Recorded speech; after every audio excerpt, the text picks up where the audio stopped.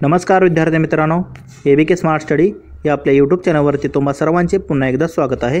तर मित्रांनो, आज आपण महाराष्ट्र अराजपत्रित सेवा गट ब मुख्य परीक्षेचा दिनांक 5 नोव्हेंबर 2023 साली झालेला संपूर्ण जो पेपर आहे तर तो आज आपण इथे स्पष्टीकरणासहित पाहणार आहोत। तर या पेपरमध्ये 100 प्रश्न जसेच्या तसे आपण क्रमाने 1 ते 100 पर्यंत असे प्रश्न स्पष्टीकरणासहित पाहणार आहोत। तर हे प्रश्न तुमच्या येणारे जी कंबाईनची मुख्य परीक्षा आहे त्यासाठी तुम्हाला हे प्रश्न अतिशय उपयुक्त ठरणार आहेत, त्यामुळे तुम्ही हा व्हिडिओ पूर्ण पहा व तुमच्या मित्रांना देखील शेअर करा।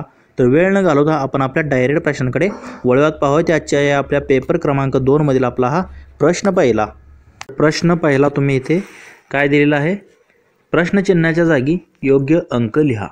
तर आता इथे आपल्याला 4 डायग्राम दिलेले आहेत। तर आता इथे मधला जो प्रश्न चिन्ह आहे तर त्या जागी आपल्याला योग्य संख्या भरायची आहे। तर इथे जर तुम्ही पाहिलं तर आता ह्या बाहेरच्या 3 संख्येचा संबंध मधल्या एका संख्येशी आहे। तर आता काय संबंध आहे तर तो तुम्ही इथे पाहू शकता। तर ह्या 2 संख्येचा गुणाकार केला आहे, म्हणजे 0.9 आणि 0.7 यांचा जर गुणाकार केला तर तो किती येतो, 0.63 येतो।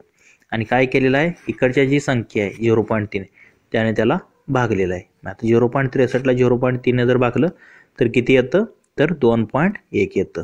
म्हणजे याप्रमाणे सगळं जर तुम्ही करून पाहिलं तर ते येतं। इथे काय येतं, 7 चौक 28, 28 भागिले 0.2 हे 1.4 येतं। त्याप्रमाणे 8 त्रिक 24 म्हणजे 0.24 आलं, त्याला 0.2 ने भागलं तर ते येतं 1.2। आणि इथे देखील 5 त्रिक 15 आणि 15 जर तुम्ही जर 6 ने भागलं तर 5 त्रिक 15 म्हणजे 0.15 येतं। हे 0.15 भागिले जर तुम्ही हे 0.6 केलं तर किती येतं, 0.25 येतं। म्हणजे 0.25 कशामध्ये दिले आपल्याला इथे, तर इथे 4D मध्ये दिले तुम्ही पाहू शकता। तर इथे प्रश्नचिन्हा जागी काय येणार आहे तर 0.25 ऑप्शन 4 आपलं या पहिल्या प्रश्नाचं योग्य आन्सर असणार आहे। तर पुढील प्रश्न पाहूयात, प्रश्न क्रमांक 2। तर काय दिलेलं आहे इथे, जर अधिक म्हणजे भागिले, गुणुले म्हणजे वजा, वजा म्हणजे गुणुले आणि भागिले म्हणजे अधिक, तर 39 अधिक 13 वजा 11 गुणुले 12 भागिले 3 ची किंमत किती। तर आता इथे चिन्ह बदलून आपल्याला इथे योग्य भरायचं आहे आणि त्याचं योग्य किंमत आपल्याला काढायची आहे। तर प्रश्नात दिल्याप्रमाणे तुम्ही इथे पाहू शकता। तर अधिक बरोबर भागिले, गुणुले बरोबर वजा, वजा बरोबर गुणुले आणि भागिले बरोबर अधिक दिले। तर आपला प्रश्न काय आहे, 39 अधिक 13 वजा 11 गुणुले 12 भागिले 3 आहे। तर अधिक बरोबर भागिले दिले, वजा बरोबर गुणुले, गुणुले बरोबर वजा आणि भागिले बरोबर अधिक दिले। आता हे अगोदर पहिल्यांदा भागाकार होतो, भाग उभे व त्यानुसार 13 त्रिक 39 झालं आणि हे गुणुले 11 ला गुणुले 11 वजा 12 अधिक 3। आता वजा 12 अधिक 3 जर केलं तर किती येतं, वजा 9 आणि हे 11 त्रिक 33, 33 मधून 9 गेले किती राहिले, 24 राहिले। म्हणजे याचं योग्य आन्सर काय असणार आहे तर ते 24 असेल। तर 24 आपल्याला इथे ऑप्शन 3 मध्ये दिलेलं आहे, तेच आपलं या प्रश्नाचं योग्य आन्सर असणार आहे। पुढील प्रश्न पाहूयात, प्रश्न क्रमांक 3। तर आता हा नातेसंबंधावरती आधारित हा प्रश्न आहे। काय दिलेला आहे, अमर त्याची आत्ते बहीण सविताला म्हणाला, साईराज हा माझ्या आजीची मुलगी कमल हिचा नातू आहे। अमरची आत्या ही साईराजची आजी आहे, तर कमल आणि सविता यांची नाते काय। तर आता नातेसंबंधावरती जे प्रश्न आहे तर ते काय करायचे, आपले जे नातेवाईक आहेत तर त्याच्यामध्ये ठेवून तुम्ही याचा आन्सर काढू शकता, म्हणजे लगेच मिळू शकतो तुम्हाला। तसं देखील काढू शकता किंवा पुरुषाला तुम्ही चौकोन करा आणि स्त्रियाला गोल करा वर्तुळ, यावरून देखील काढू शकता। तर काय दिले, अमर त्याची आत्ते बहीण सविताला म्हणतोय, काय म्हणतोय, साईराज हा माझ्या आजीची मुलगी कमलीचा नातू आहे। म्हणजे त्याची आत्ते बहीण कोण आहे तर सविता आहे अमरची। आणि काय म्हणतोय तो, सविताला म्हणतोय साईराज जो आहे तर माझ्या आजीची मुलगी, म्हणजे त्याच्या आजीची मुलगी म्हणजे काय असणार आहे, त्याच्या आजीची मुलगी कमल, म्हणजे हे कोण असणार आहे तर अमरची आत्या असणार आहे। म्हणजे अमरच्या आत्याचा नातू कोण आहे तर तो साईराज आहे। तर अमरची आत्या ही साईराजची आजी आहे, तर कमल आणि सविताचे आपल्याला नाते विचारलेलं आहे। तर इथे आपण योग्य रीतीने मांडलेलं आहे। तर अमरची आत्ते बहीण सविता आहे आणि सविताची आई कोण आहे तर कमल आहे, कारण कमल जी आहे तर ती अमिताच्या आजीची मुलगी, म्हणजे कोण झाली, अमरची आत्या झाली। आणि आत्ते बहीण कोण आहे सविता, म्हणून ही आता सविताची आई झाली कमल। मग आता हिचा कमलचा मुलगा कोण आहे, कमलचा नातू कोण आहे, साईराज आहे। आता कमलचा नातू साईराज असेल तर कमलची मुलगी सविता आहे, म्हणजे तिचा मुलगा तो साईराज असणार आहे। म्हणजे आपल्याला कमलचं आणि आपल्याला सविताचं नातं विचारलेलं आहे। म्हणजे कमल आणि सविता हे कोण असणार आहेत, मायालेकी असणार. म्हणजे कमलची मुलगी सविता आहे आणि सविताचा मुलगा साईराज आहे आणि कमलचा नातू साईराज आहे. तर हे तुम्ही पाहू शकता. म्हणजे कमल आणि सविताचं नातं काय आहे, तर आई आणि मुलगी. हेच आपलं या प्रश्नाचं योग्य आन्सर असेल. तर आई आणि मुलगी ऑप्शन आपल्याला 2 मध्ये दिलेला आहे, तेच आपलं या प्रश्नाचं योग्य आन्सर असेल. पुढील प्रश्न पाहूयात. प्रश्न क्रमांक 4. तर आता हा व्हेन डायग्रामवरती आधारित हा प्रश्न तुम्ही इथे पाहू शकता. तर दिलेल्या विधानासाठी अनुमान तपासा व योग्य पर्याय निवडा. तर आता विधाने काय दिले त्यावरून आपण काढून बघूयात.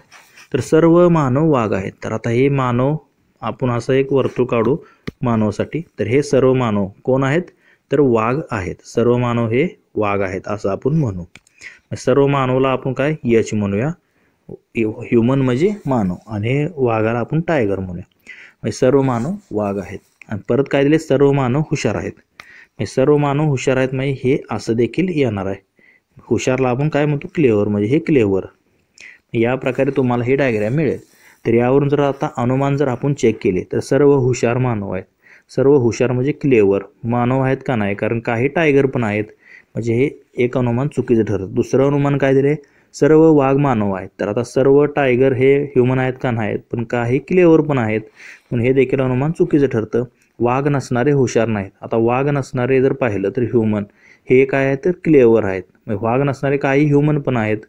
मग हे जर पाहिलं तर सर्व हुशार नाहीत असं म्हणता येणार नाही. हे देखील विधान चुकीचं ठरतं. आणि अनुमान 4 काय आहे, काही वाघ हुशार आहेत. तर हे आपण म्हणू शकतो. तर ह्यातले हे जर तुम्ही पाहिलं तर हे वाघ आहेत, इथे देखील काही थोडे शिल्लक राहतात. म्हणजे हे काही वाघ जे आहेत तर ते हुशार आहेत असं आपण म्हणू शकतो. आणि सर्व ह्युमन जे आहेत तर ते वाघ आहेत असं देखील इथं वाक्य दिलेलं आहे. म्हणजे हे 4 जे अनुमान जे आहेत तर ते योग्य जुळत आहे. काही वाघ हुशार आहेत असं आपण म्हणू शकतो. म्हणजे फक्त अनुमान 4 जे आहे तर याच्याशी तर्कसंगत आहे, म्हणून ऑप्शन 4 आपलं या प्रश्नाचं योग्य आन्सर असेल. तर पुढील प्रश्न पाहूयात. प्रश्न क्रमांक 5. तर आता हा काय दिलेला आहे, येत्या लीप वर्षात मंगळवारी 17 तारखेला माझा वाढदिवस आहे. तर त्याच महिन्यात 5 रविवार असण्याची संभाव्यता निवडा. म्हणजे तोच जो महिना आहे तर त्या महिन्यात 5 रविवार असण्याची संभाव्यता आपल्याला काढायची. आता लीप वर्ष म्हणलं तर फेब्रुवारीचे किती दिवस असणार आहेत, 29 दिवस असणार आहेत. हे फक्त तुम्ही लक्षात घ्या. तर आता गणितात दिल्याप्रमाणे तुम्ही इथे पाहू शकता. लीप वर्ष दिलेलं आहे आपल्याला. आणि काय लीप वर्षात किती दिवस असतात, फेब्रुवारीचे 29 दिवस असतात. म्हणजे कमीत कमी आपल्याला काय काढायचं आहे, कमीत कमी फेब्रुवारीचे दिवस किती आहेत. आता म्हणजे सर्वात कमी छोटा महिना कोणता असणार आहे, फेब्रुवारी 29 दिवसाचा. आता वाढदिवस त्यांनी तारीख दिली आहे, मंगळवारी आहे 17 तारखेला. मग 17च्या मागे जर 2 दिवस तुम्ही गेला तर कोणता वार असणार आहे, रविवार असणार आहे. आणि ह्या रविवारचीच आपल्याला 5 रविवार असण्याची संभाव्यता काढायची आहे. आता रविवारमध्ये +7 जर तुम्ही केलं तर काय होणार आहे, 15 + 7 22, 22 + 7 29. म्हणजे 22, 29 आणि 15ला हा रविवार असणार आहे. आणि 15च्या मागे देखील तसं तुम्ही गेला -7 म्हणजे 15तनं 7 गेले 8, 8 7 गेले 1. म्हणजे 8 व 1 तारखेला देखील काय असणार आहे, रविवार असणार आहे. म्हणजे 1, 8, 15, 22, 29 या तारखेला रविवार असणार आहे. म्हणजे फेब्रुवारी महिन्याचं आपलं चालू आहे असेल. तर मग निश्चित असणार आहे ना, कारण सगळ्या महिन्यात 29 दिवस आहेत आणि 1, 8, 15, 22, 29ला रविवार असणार आहे. म्हणजे आपण निश्चित सांगू शकतो, 100% सांगू शकतो की 5 रविवार असण्याची संभाव्यता ही निश्चित आहे. म्हणजे निश्चित असणारच आहेत, हे 100% असेल. हेच आपलं या प्रश्नाचं योग्य आन्सर आहे. म्हणजे निश्चित संभाव्यता आहे, म्हणजे 1 किंवा 100 म्हणतो त्याला. ऑप्शन 1 आपलं या प्रश्नाचं योग्य आन्सर असेल. पुढील प्रश्न पाहूयात. प्रश्न क्रमांक 6. तर हा देखील व्हेन डायग्रामवरती आधारित प्रश्न आहे. काय दिले, 46 विद्यार्थ्यांच्या वर्गात 18 फुटबॉल खेळले, 17 क्रिकेट खेळले, ज्यामध्ये 6 फुटबॉल खेळलेले आहेत. 16 विद्यार्थी हॉकी खेळले, ज्यामध्ये 4 क्रिकेट खेळलेले आहेत, परंतु फुटबॉल खेळलेले नाहीत. 5 विद्यार्थी कॅरम खेळलेले आहेत, पण कोणताही मैदानी खेळ खेळत नाहीत. म्हणजे कॅरमची साईडलाच धरायचे. तर इथे जर पाहिजे सगळीकडे तुम्हाला साईडला वर्तुळ दिसत आहे. म्हणजे कॅरम खेळणारे साईडलाच येणार आहेत, पण इथे 4 ऑप्शनमध्ये आहे, त्यामुळे अगोदरचं सर्व आपल्याला चेक करावं लागेल. तर कोणती आकृती त्या तथ्यांचे प्रतिनिधित्व करते हे आपल्याला शोधायचं आहे. तर आता गणितात दिल्याप्रमाणे आपण जर आकृती काढली तर त्यांनी काय सांगितले, फुटबॉल खेळणारे एकूण किती 18 आहेत. म्हणून आपण ही फुटबॉलची 18 आकृती काढली. पण त्यांनीच काय म्हणले, त्यातले 6 जण क्रिकेट खेळतात, म्हणून हे 6ला आपण इकडे ह्या क्रिकेटमध्ये घेतलं, ह्या वर्तुळात घेतलं. मग क्रिकेट खेळणाऱ्यातले 4 जण जे आहेत तर ते काय हॉकी खेळतात. मग ह्यातले इकडे 4 आपण काढले आणि एकूण क्रिकेट खेळणारे किती होते 17 होते. म्हणजे हे 7 आणि 6 13 आणि 4 17 झाले. हे 12 आणि 6 हे 18 झाले. फक्त फुटबॉल खेळणारे 12 झाले, फक्त क्रिकेट खेळणारे 7 झाले आणि हॉकी खेळणारे एकूण 16 आहेत. पण त्यातले 4 जण जे आहेत तर ते क्रिकेट खेळतात, म्हणजे फक्त हॉकी खेळणारे 12 झाले. आणि कॅरम खेळणारे 5 ते कोणताच बाकी खेळ खेळत नाहीत म्हणून हे सेपरेट आहे. मग इथे जर तुम्ही पाहिलं या सर्वांची जर तुम्ही बेरीज केली 12 + 6 + 7 + 4 + 12 आणि हे 5 या सर्वांची जर बेरीज केली तर टोटल किती येते 46 येते. म्हणजे ह्याप्रमाणे व्हेन डायग्राम तुझी येणार आहे. म्हणजे तुमची व्हेन डायग्राम याप्रमाणे येईल, 3 वर्तुळ वर आणि 1 खाली साईडला. तर ही डायग्राम कशामध्ये दिली तुम्ही इथे पाहू शकता. तर आता इथे जर प्रश्नामध्ये तुम्ही जर पाहिलं तर इथे ऑप्शन 3 मध्ये तुम्हाला ही डायग्राम दिसत आहे, बघा पाहू शकता. तर याप्रमाणे ही डायग्राम येणार आहे. हेच आपलं या प्रश्नाचं योग्य आन्सर असेल ऑप्शन 3. तर पुढील प्रश्न पाहूयात, प्रश्न क्रमांक 7. तर आता इथे जरी तुम्हाला हा प्रश्न दिसायला मोठा वाटत असला तर याचं आन्सर जे आहे तर ते लगेच निघतं. तर कसं निघतं तुम्ही इथे पाहू शकता. तर खालील वर्तुळालेख व तक्ता यांचा काळजीपूर्वक अभ्यास करा आणि दिलेल्या प्रश्नाचे उत्तर द्या. कामगारांची एकूण संख्या 1500 दिलेली आहेत. आणि आता कशात कामगार काम करतात? लेखा विभागात 15%, वितरण 12, विपणन 13, मानव संसाधन 5, उत्पादन 25 आणि माहिती तंत्रज्ञान 20. याप्रमाणे कामगार कुठे काम करतात ते दिलेलं आहे. आणि प्रत्येक विभागातील पुरुष कामगारांची त्या प्रत्येक विभागातील एकूण कामगारांची शेकडा प्रमाण दिलेलं आहे. म्हणजे माहिती तंत्रज्ञानमध्ये जेवढे कामगार आहेत त्यातले पुरुषांची टक्केवारी 35% आहे. असे त्याप्रमाणे उत्पादन, मानव संसाधन, विपणन, वितरण आणि लेखा विभागाची पुरुषांची टक्केवारी इथे तुम्हाला दिलेली आहे. तर आपल्याला प्रश्न इथे तुम्ही पाहू शकता काय दिलेलं आपल्याला इथे, कोणत्या विभागामध्ये सर्वात जास्त स्त्री कामगारांची संख्या आहे. तर लक्षात घ्या इथे जास्त बाकी काय बघत बसणार, फक्त पर्यायामध्ये जे 4 विभाग आहेत ना त्याची संबंधित माहिती काढायची, कारण इतर बघण्यात वेळ वाया घालवायचा नाही. तर आता इथे माहिती तंत्रज्ञान दिले, विपणन दिले, लेखा विभाग दिले आणि वितरण दिले. तर इकडचं पण माहिती तंत्रज्ञान, त्यानंतर विपणन, वितरण आणि लेखा विभाग एवढंच बघायचं. उत्पादन आणि मानव संसाधन बघायचं नाही, कारण ते ऑप्शनमध्ये नाहीच. तर ह्या 4 पैकीच एक उत्तर असणार आहे. तर ह्या 4 विभागाचा आपण एकूण संख्या काढूया कामगारांची आणि स्त्रियांची. तर आता गणितात दिल्याप्रमाणे आपण आता एकूण संख्या कामगारांची 15 आपल्याला दिली आहे. आणि आता जर पहिल्यांदा पाहिलं माहिती तंत्रज्ञान तर ते 20% आहेत एकूण कामगार. मग 1500 एकूण कामगार आहेत, त्याच्या 20% जर तुम्ही काढलं तर ते येतं 300. किती येतं 300. आणि 300च्या पुरुष किती 35% आहेत. मग राहिलेला 65% काय असणार आहे, स्त्री असणार आहे. 300च्या जर तुम्ही 65% काढलं तर ते येतं 195. म्हणजे माहिती तंत्रज्ञान विभागात एकूण 300 कामगार आहेत, त्यापैकी 195 स्त्रिया आहेत. त्याप्रमाणे विपणनचं पण काढायचं, एकूण 23% संख्या आहे, पुरुष 40% आहेत, मग राहिलेल्या 60% स्त्रिया असणार. अगोदर 23% काढून घ्यायचं 1500च्या एकूण कामगार किती, तर ते 345 येतात. आणि 345च्या स्त्रिया किती आहेत त्या 60%, त्याच्या 60% परत काढायचं आणि ते येतं 207. त्याप्रमाणे लेखा विभागाचं देखील काढायचं, ते 15% दिले आणि पुरुषाचं प्रमाण 60% आहे, स्त्रियांचं 40% आहे.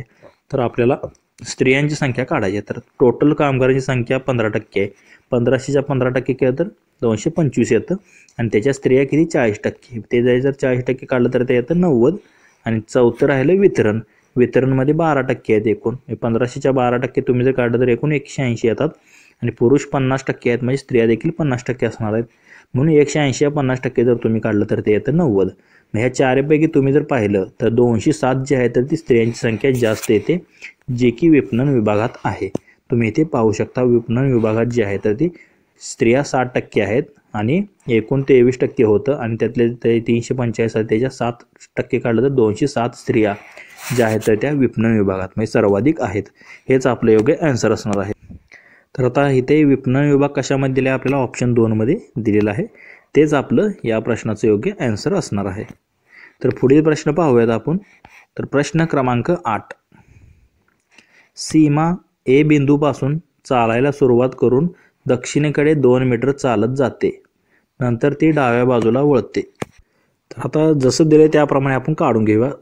त्या वाचत मी आता डायग्राम काढतोय ते. तर सीमा आता आहे ते ए बिंदू आहे, लक्षात घ्या. इथं ए बिंदूपासून सीमा काय दक्षिणेकडे चालत जाते, ते दक्षिणेकडे किती 2 मीटर, नंतर ती डाव्या बाजूला वळते. आता तिचं तोंड इकडे आहे, आपल्या डाव्या बाजू बाजूला वळते आणि 4 मीटर जाते. मी डावी बाजू तिची ही असणार आहे. इकडे किती गेली ती 4 मीटर जाते. आता ती उजव्या बाजूला वळते. आता तिचं तोंड इकडे असेल तर उजवी बाजू कुठे असणार आहे, इकडे खाली असणार आहे. म्हणजे उजव्या बाजूला परत ती वळते आणि किती मीटर उजव्या बाजूला वळून ती 2 मीटर चालत जाते. मी परत 2 मीटर इथे चालत जाते. नंतर परत तिचं काय, आता तोंड इकडे आहे दक्षिणेला. नंतर मग डावी साईड कोणती असणार आहे तर इकडची साईड. नंतर डाव्या बाजूला वळते आणि 2 मीटर चालत जाते. परत इकडे 2 मीटर गेलेली आहे. आता तिचं तोंड इकडे पूर्वेला झालेलं आहे आणि सी जी बिंदू जवळ येते, म्हणजे इथे जे आले त्या बिंदूचं नाव आहे सी. तर आता जर सीमा सी बिंदूपासून उत्तरेकडे 4 गेली, म्हणजे इथून जर उत्तरेकडे 4 गेली तर ती इथं येऊन पोचते. तर आता सध्याला काय म्हणले त्याने, तर ती ए बिंदूपासून किती दूर आहे, मग इथे ए पाशी पोचते. तर माझी ए बिंदू इथं आहे, त्याचा ए पासून सुरुवात केली ती आणि आता ती इथे आलेली आहे. तर हे अंतर आपल्याला इथे काढायचं आहे. हे अंतर किती असणार आहे, हे 4 आणि हे 2 किती असणार आहे एकूण, हे 2 आणि हे 4 एकूण किती झालं 6. सध्याला ती तिच्या ए बिंदूपासून किती लांब आहे तर ती 6 मीटर लांब आहे असं आपण म्हणू शकतो. तर 6 मीटर आपल्याला ऑप्शन 3 मध्ये दिलेलं आहे. तेच आपलं या प्रश्नाचं योग्य आन्सर असणार आहे. पुढील प्रश्न पाहूयात. प्रश्न क्रमांक 9. तर काय दिले, एका विशिष्ट संकेतामध्ये आता विश्वनाथन हा शब्द याप्रमाणे लिहिलेला आहे. तर त्याच संकेतामध्ये राजशेखरन कसे लिहिले जाते. तर आता इथे जर तुम्ही जर आता नीट जर ऑब्झर्वेशन केलं तर विश्वनाथन, तर पहिले व्ही आय शब्द 2 जर घेतले तर ते उजवीकडून तुम्ही जर पाहिलं तर इथे उजवीकडून व्ही आय उलटे असे लिहिलेले दिसत आहेत तुम्हाला इथे जर तुम्ही पाहिलं.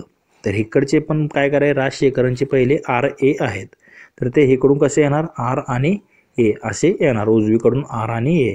तर असं पर्याय जर तुम्ही पाहिलं तर हे 2 आणि 4 ऑप्शन कट येतात, कारण इथे आर ए दिलेलं नाही पण इथे 3 आणि 4 मध्ये आहे. आता त्याप्रमाणे पहिलं अक्षर बघायचं येतं. विश्वनाथांना त्यांनी काय केलं, एन ए गेले. आता इथे शेवटची 2 अक्षरे काय आहेत, ए एन आहेत, त्याचे उलटे सुरुवातीला घेतलेत एन ए. तसेच राजशेखरचे आर ए आहेत, तर त्याची जर आपण शेवटची काय आहेत, ए एन आहेत, ते जर उलटी काय येणार तर ही सुरुवातीला एन ए येणार, मधले काही असू द्या एन ए. मग इथे जर तुम्ही पाहिले या 2 मध्ये एन ए फक्त तुम्हाला ऑप्शन 1 मध्ये दिसत आहे. 3 ऑप्शन कट होतं, म्हणजे ऑप्शन एलिमिनेशन केलं तर एन ए आणि शेवटी ए आर असं कुठे दिसतं तुम्हाला, ऑप्शन 1 मध्ये दिसत आहे. म्हणजे बाकीच काय तुम्हाला बघायची गरज नाही, हेच आपलं योग्य आन्सर असेल. कारण वेळ महत्त्वाचा असतो, आपल्याला वेळेत सोडवणं गरजेचं आहे. ऑप्शन एलिमिनेशन करून तुम्ही तिथे सोडवू शकता. ऑप्शन 1 आपल्या या प्रश्नाचा आन्सर असेल. तर पुढील प्रश्न पाहूयात. जर P बरोबर 2Q आणि Q is greater than R किंवा Q हे R पेक्षा मोठं आहे, तर खालीपैकी कोणते विधान किंवा कोणती विधाने निश्चितपणे म्हणले, बघा निश्चित म्हणजे माहिती चुकीची आहेत असं आपल्याला ओळखायचे आहेत. म्हणजे चुकीची नाही तर निश्चितपणे ती चुकीची असली पाहिजे आपल्याला निवडायचं आहे. तर 1 दिले R is greater than P वजा Q. 2 दिले 2Q बरोबर P वजा R. 3 मध्ये दिले P गुणुले R बरोबर 2Q आणि P गुणुले Q हे R पेक्षा मोठा आहे, हे 4 मध्ये दिले. तर निश्चितपणे चुकीचे आपल्याला निवडायचे आहेत. तर कसं करतो आपण हे, तर आता गणितात दिल्याप्रमाणे तुम्ही ते पाहू शकता. तर काय दिले, P बरोबर 2Q आणि मग आता ह्याच्यावरून Qची जर किंमत काढली तर हे 2 तिकडे Pला भागाकार झाले, Q बरोबर P/2 किंवा असं म्हणू शकतो. तर आणि दुसरं काय दिले, Q is greater than R, म्हणजे Qची किंमत काय P/2 is greater than R असं आपण त्याला म्हणू शकतो. तर आता पहिलं काय दिले, P वजा Q म्हणजे R is greater than P वजा Q. इथे जर तुम्ही पाहिलं R हे P वजा Q पेक्षा मोठा आहे. Pची किंमत काय आहे 2Q ठेवली तर 2Q वजा Q किती होतं तर ते Q येतं. म्हणजे R हे Q पेक्षा मोठं दिले, पण आपल्याला काय दिले, Q हे R पेक्षा मोठं दिले. म्हणजे वेग जे आहे तर ते आपल्याला निश्चितपणे जे आहे तर ते चुकीचं आहे असं आपल्याला सांगता येईल. हे एक तर जे आहे तर ते निश्चितपणे चुकीचं आहे. तर आता इथे दुसरं पाहूयात आपण. काय दिले, 2Q बरोबर P वजा R. P बरोबर काय होणार, P 2Q च्या जागी P ठेवलं, P बरोबर ह्या इकडे Pच्या जागी 2Q ठेवलं, 2Q वजा R. म्हणजे असं आपण म्हणू शकतो की निश्चितपणे आपण म्हणू शकत नाही की P बरोबर Rची किंमत इथे 0 देखील असू शकते, म्हणजे P बरोबर 2Q येऊ शकतं. निश्चितपणे चुकीचं ह्याला म्हणू शकत नाही, हे बरोबर ठरतं. त्याप्रमाणे 3 नंबरचं काय दिलेलं आहे, P गुणुले R बरोबर 2Q. P गुणुले R बरोबर 2 गुणुले Pची जर किंमत टाकली काय आहे, म्हणजे Qची जर किंमत टाकली तर P/2 तर हे 2 ला 2 कट होतं, म्हणजे P ला P हे कट होतं, म्हणजे फक्त R राहतं. किंवा इथे P बरोबर P गुणुले R, म्हणजे आरची किंमत इथे 1 जर असेल तर पी बरोबर पी येऊ शकतं.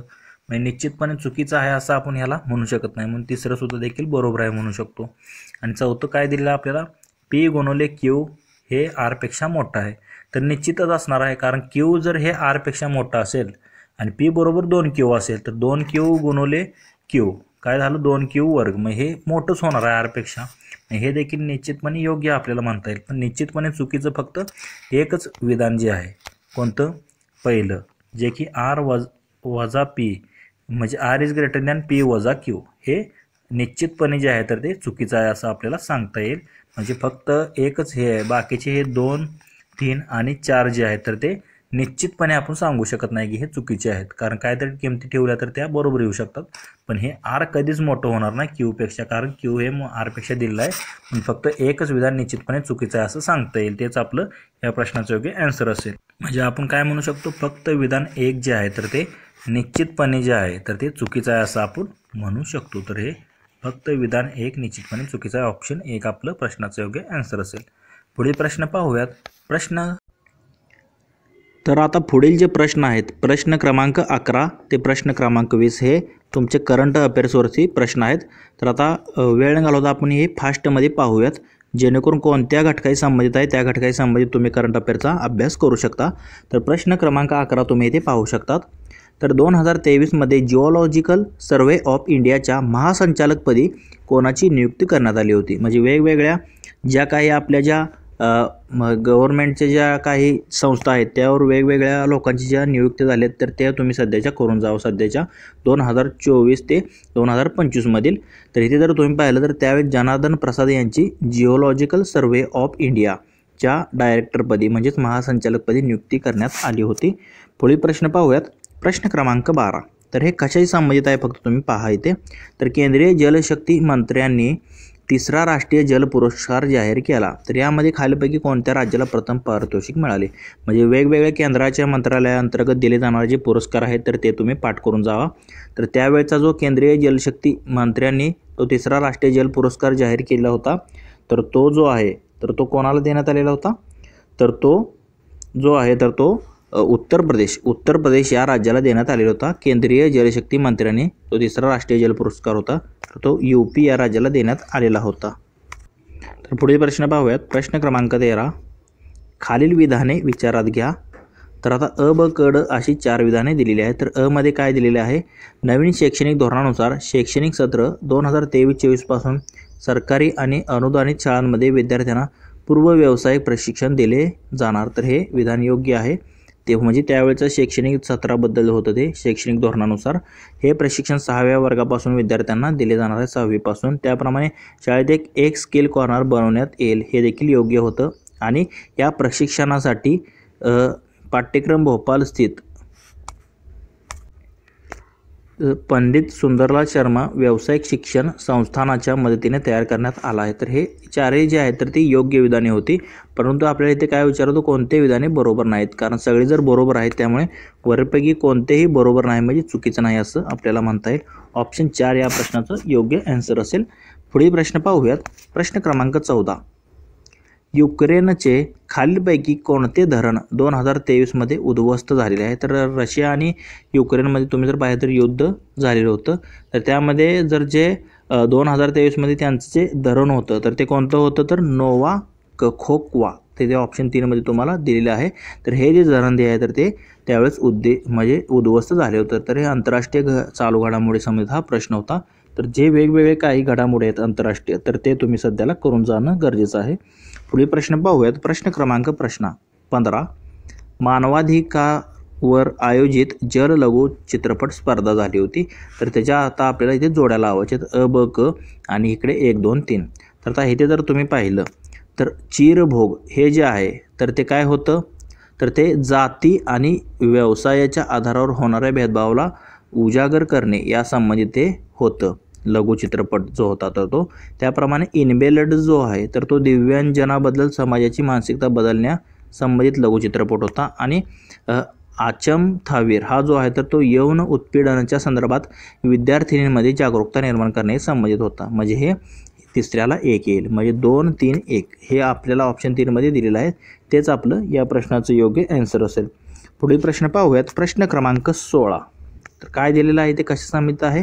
तर जून 2023मध्ये भारताच्या पश्चिम भागातील समुद्र किनाऱ्यावरील प्रदेशाला कोणत्या वादळाचा तडाखा बसला. तर आता वेगवेगळे वादळे जे आहेत तर ते पश्चिम असू द्या किनारा आपला अरबी किनारा किंवा पूर्व किनारा असू द्या आपला बंगालचा किनारा, तर वेगवेगळे त्यांना नावे दिली जातात. तर ते तुम्हाला कोणत्या देशाने ते नाव सुचवलं हे देखील विचारतात आणि कोणतं नाव सुचवलं हे देखील विचारतात.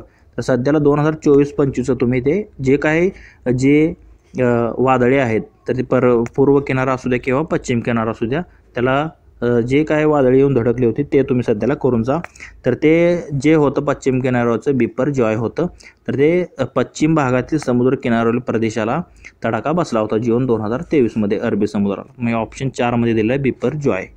पुढे प्रश्न पाहूयात. प्रश्न क्रमांक 17.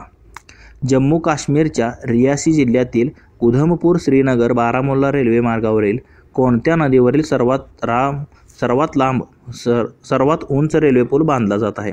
तर सर्वात उंच रेल्वे जो पूल आहे तर तो जो आहे तर तो चिनाब या नदीवरती बांधण्यात आलेला. लक्षात घ्या, जम्मू काश्मीर म्हणजे रियासी जिल्हा आहे तर त्यात उधमपूर श्रीनगर बारामुल्ला रेल्वे मार्गावरील नदीवरील सर्वात उंच पूल रेल्वेचा हा चिनाब नदीवर बांधला जात आहे. म्हणजे हे जे आहे तर वेगवेगळे जे काही पूल आहेत सध्या आता नदीवरचे असू म्हणजे रेल्वे असू दे किंवा अजून कोणत्या असू दे तर ते वेगवेगळे पूल त्यांची लांबी कोणत्या राज्यात आहे कोणत्या नदीवर आहे हे तुम्हाला माहीत असणं गरजेचं आहे. तर हे चिनाब हे योग्य आन्सर असेल. पुढील प्रश्न पाहूयात. प्रश्न क्रमांक 18. तर इथे काय दिलेलं आहे. VCIBचा विस्तार काय आहे जो बँकिंगशी संबंधित बातम्यांमध्ये दिसत होता. तर आता ह्याचा तुम्हाला आता लॉंग फॉर्म विचारलेला आहे. तर काय आहे याचा लॉंग फॉर्म VCIB. तर हा आहे video based customer identification process. तर ऑप्शन 2मध्ये तुम्हाला दिलेला आहे व्हिडिओ बेस्ड. तर इथे ऑप्शन 2मध्ये तुम्ही पाहू शकता video based customer identification process option 2मध्ये दिलेलं आहे. तेच आपलं या प्रश्नाचं योग्य आन्सर असेल. म्हणजे वेगवेगळे जे काय आहे त्याचे लॉंग फॉर्म शॉर्ट फॉर्म तुम्हाला माहीत असणं गरजेचं आहे. पुढे प्रश्न पाहूयात. तर प्रश्न क्रमांक 19 तुम्ही इथे पाहू शकता. तर जून 2023मध्ये केरळ राज्य सरकारने KFON प्रकल्प सुरू केला. या संदर्भात ओचा अर्थ काय आहे. तर इथे जर तुम्ही पाहिलं तर ओचा जो अर्थ आहे तर तो ऑप्टिक असा होता. ओचा अर्थ ऑप्शन 2मध्ये तुम्हाला दिलेला आहे. तेच आपलं या प्रश्नाचं योग्य आन्सर असेल. तर करंट अफेअरवरचा आपला हा शेवटचा प्रश्न आहे. प्रश्न क्रमांक 20. तर MSRTCची पहिली महिला चालक बनण्याचा मान कोणाला मिळालेला आहे. तर पहिली महिला चालक MSRTC म्हणजे Maharashtra state road travel corporation म्हणतो. आपलं महाराष्ट्र राज्य मार्ग परिवहन महामंडळाची जी पहिली महिला चालक होण्याचा मान जो आहे तर तो अर्चना आत्राम यांना मिळालेला होता. ऑप्शन 4मध्ये दिलेला आहे. तेच आपलं या प्रश्नाचं योग्य आन्सर असेल. अर्चना आत्राम ऑप्शन 4. प्रश्न 21 पासून पुढचे 31 पर्यंत जे आहे तर ते गणिताचे आहेत तर ते आपण पाहूयात. तसेच तुम्हाला जर याची PDF फ्रीमध्ये हवी असेल तर आपले टेलिग्राम चॅनल आहे.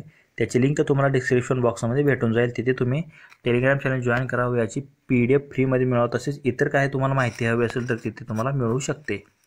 तर इथे काय झाले 3/4 भागिले 3/x बरोबर 59,049. तर x बरोबर किती आपल्याला काढायचं आहे.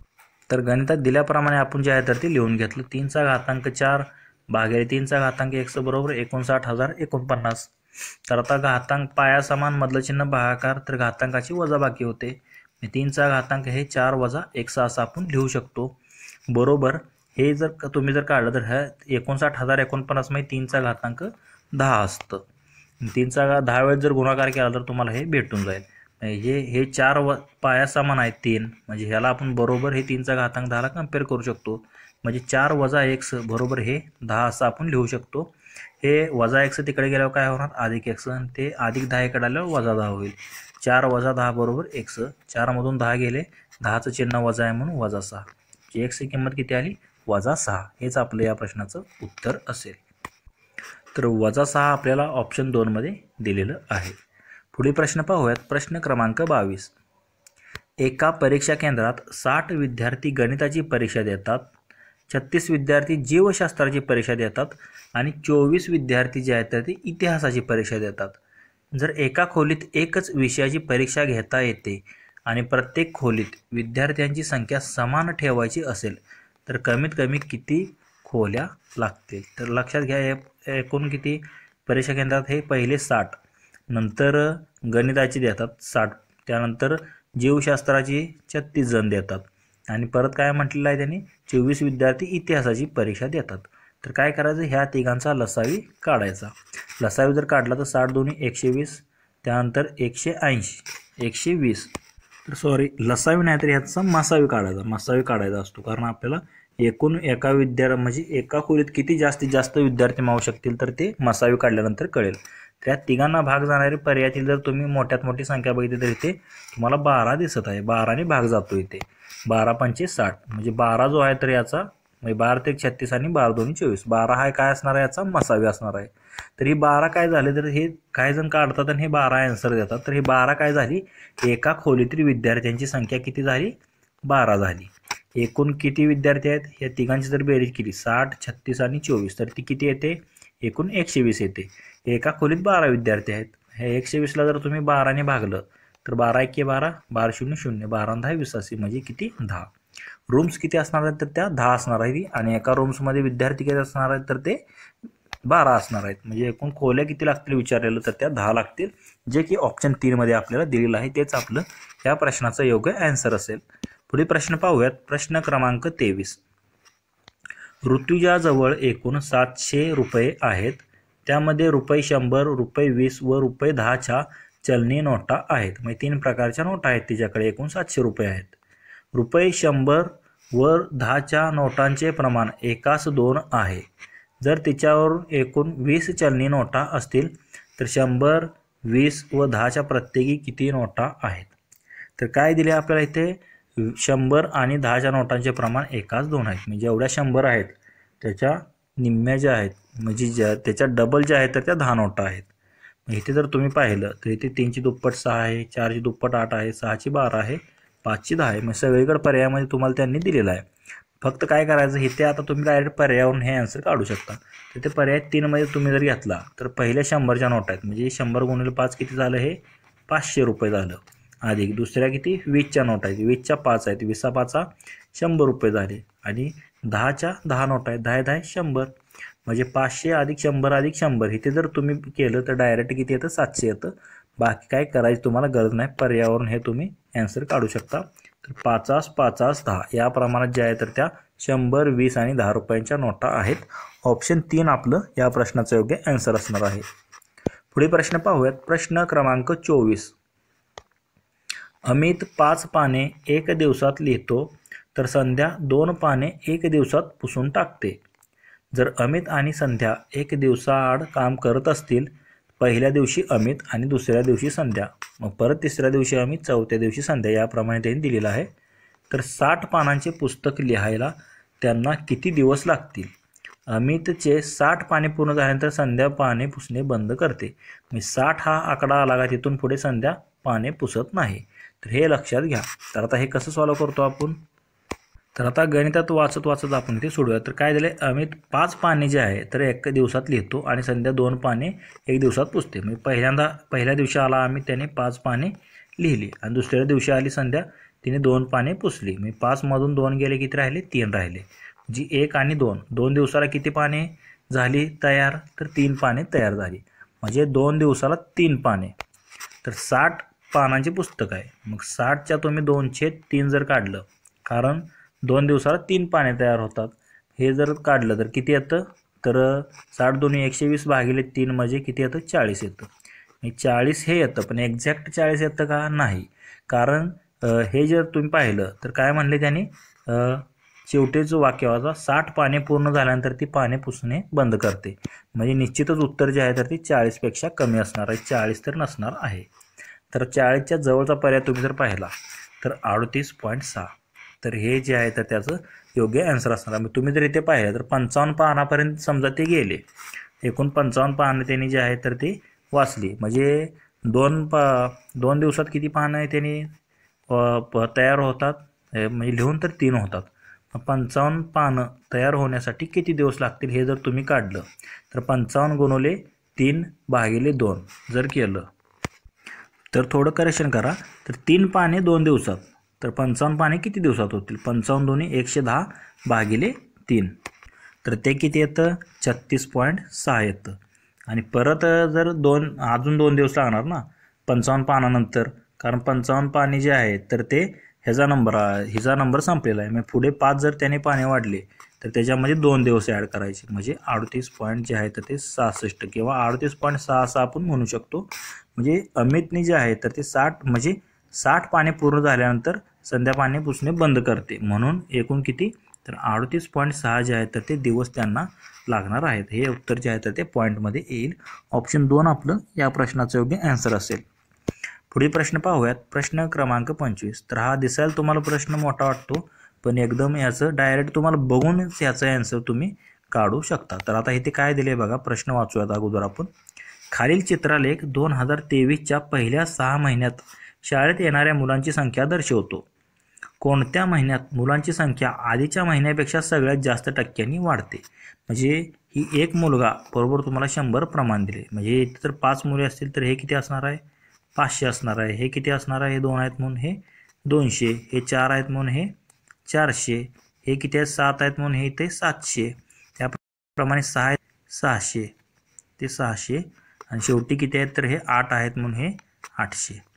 म्हणजे अगोदरच्या महिन्यापेक्षा काय म्हणले त्यांनी, कोणत्या महिन्यात मुलांची संख्या आधीच्या महिन्यापेक्षा सगळ्यात जास्त टक्क्यांनी वाढली. तर आता इथे जर तुम्ही बघितलं फेब्रुवारी महिन्यात इथे 200 होती आणि इथे किती झाली 400 झाली, म्हणजे दुपटीनं जे आहे तर ती वाढलेली आहे. बाकी तुम्ही जर इथे पाहिले इथे 400 आहे आणि इथे 700 झाली, म्हणजे दुपटीपेक्षा कमीच आहे. त्यानंतर इथे जर तुम्ही पाहिलं तर इथे 600 आहे, इथे 800 आहे, इथे सुद्धा दुपटीपेक्षा कमीच आहे. म्हणजे फक्त फेब्रुवारी आणि मार्च महिन्यात जर तुम्ही पाहिलं तर 200 होती 400 झाली, म्हणजे संख्या दुप्पट झाली. म्हणजे आधीच्या कोणत्या महिन्याच्या मुलांची संख्या आधीच्या महिन्यापेक्षा सगळ्यात जास्त टक्क्यांनी वाढते, तर ती मार्च महिन्याच्या असं आपल्याला इथे म्हणता येईल, कारण मार्च महिन्यात दुपटीनं वाढते. इथे 200 होते तर तिथे 400 झाले. म्हणजे आपला आन्सर काय असणार आहे तर मार्च महिन्यात. हे तुम्ही बघून देखील दिसायला मोठा प्रश्न वाटतो, पण बघून ऑब्झर्वेशन करून तुम्ही डायरेक्ट याचं आन्सर काढू शकता. योग्य आन्सर असणार आहे ऑप्शन 2, तर मार्च महिना असेल. पुढे प्रश्न पाहूयात. प्रश्न क्रमांक 26. तर इथे देखील आपल्याला एक वृत्तालेख दिलेला आहे. तर या वृत्तालेखात गावातील जमीन एकरात विविध प्रकारच्या अन्नधान्य पिकाखाली असलेल्या लागवडीखाली क्षेत्र दर्शवते. कोणत्या 3 अन्नधान्य पिकांचे लागवडीखाली क्षेत्र एकूण जमिनीच्या 50% आहे? तर लक्षात घ्या, एकूण हे आता तुम्हाला हे वर्तुळ दिलेलं आहे. वर्तुळ किती अंशाचं असतं 360 अंशाचं असतं. म्हणजे अशा कोणते 3 पीक आहेत, त्या तिघांची बेरीज 160च्या निम्म जर केलं तर किती येतं 180 अंश. म्हणजे 180 अंश इथे तुम्हाला अंशमध्ये दिले, टक्क्याची तुम्हाला गरज पण नाही. तर हे 50% जरी इथे त्यांनी दिले असतं, 50% म्हणजे किती 180. ह्या म्हणजे एकूण 360च्या निम्म 180 म्हणजेच 50%. अशी 3 कोणती पिकं आहेत पर्यायातून बघा ज्यांची बेरीज 180 येते.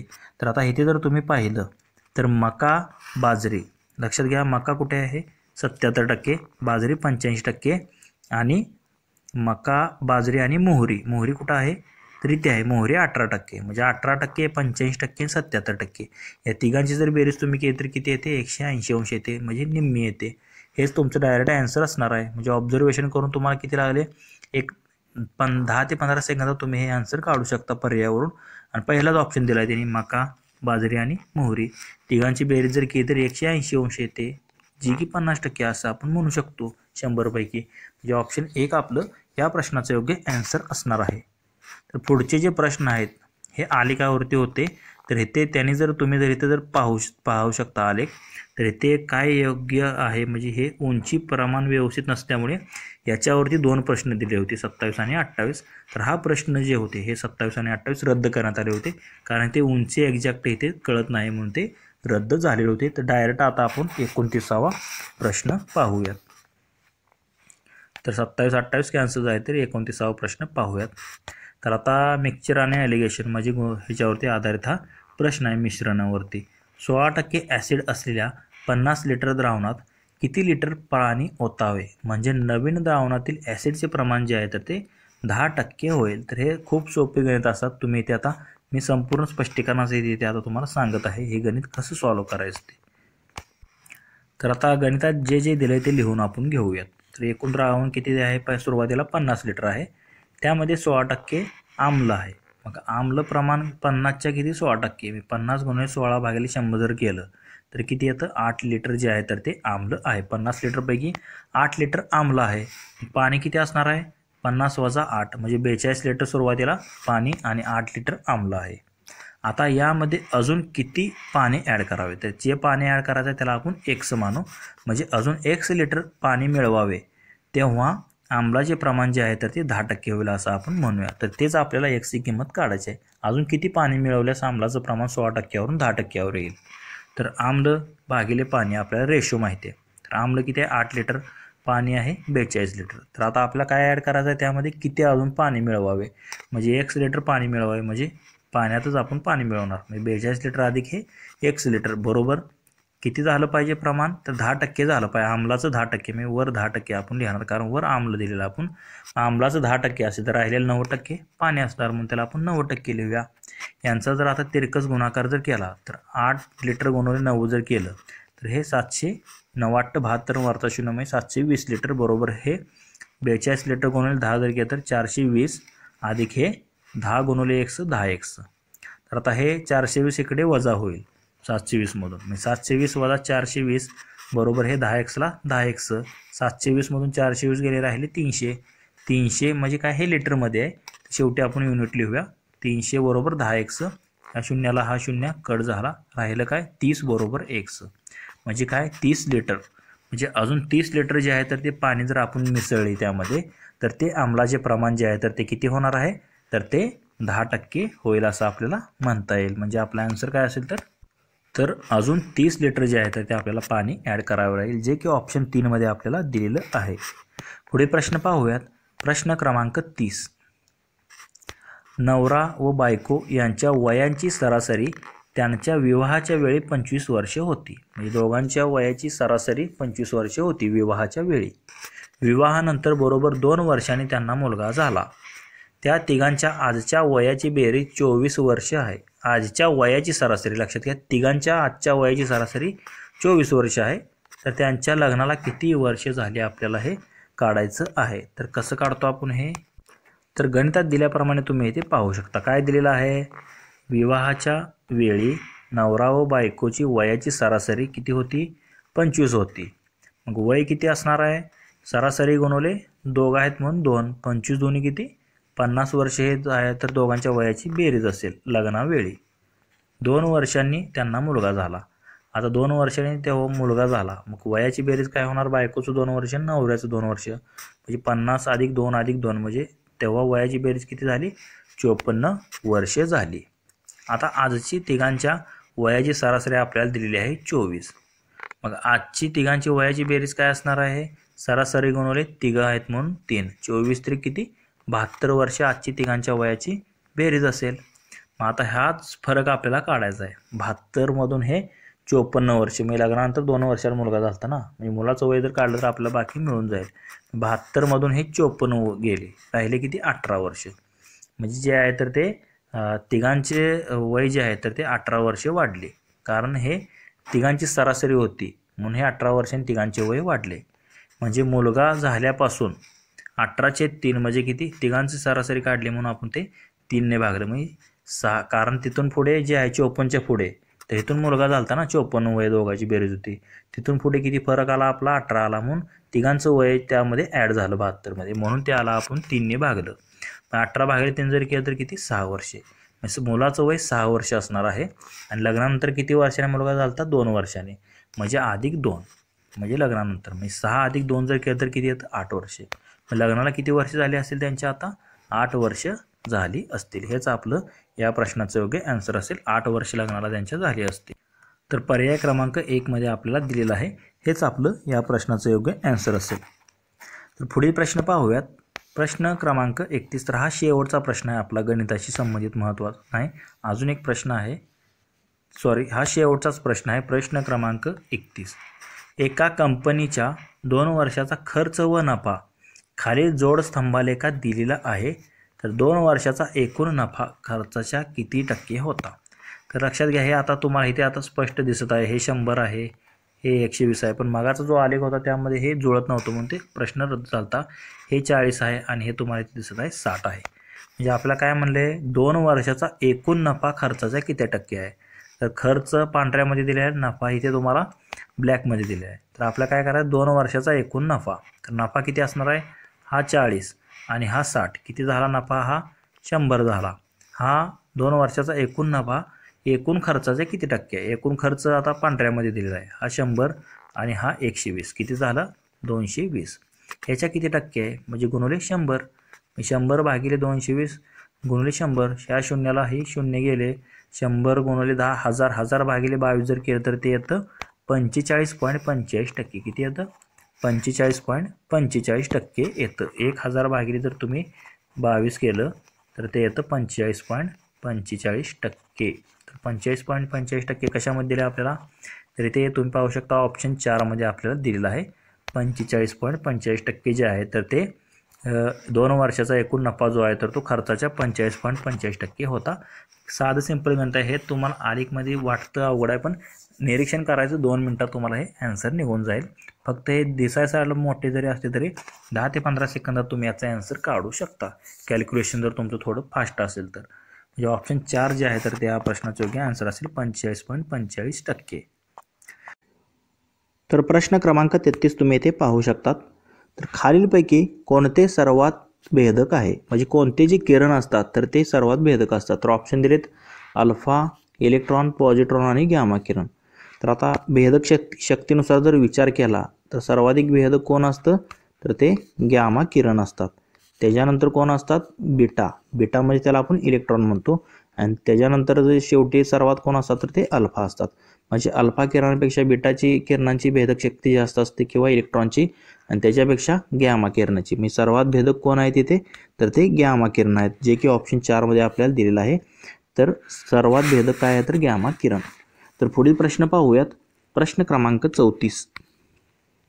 खालीलपैकी कोणते तरंग हे यांत्रिक तरंगाचे उदाहरण आहे. यांत्रिक म्हणजेच त्याला आपण काय म्हणतो मेकॅनिकल वेव्स. तर मेकॅनिकल वेव्हचं कुठलं आहे, तर ऑप्शन 1 दिले प्रकाश तरंग, 2 दिले ध्वनी तरंग, 3 दिले रेडिओ आणि दूरचित्रवाणी. तर आता यांत्रिक तरंग जे असतं तर त्याला कशाही तर माध्यमाची गरज असते.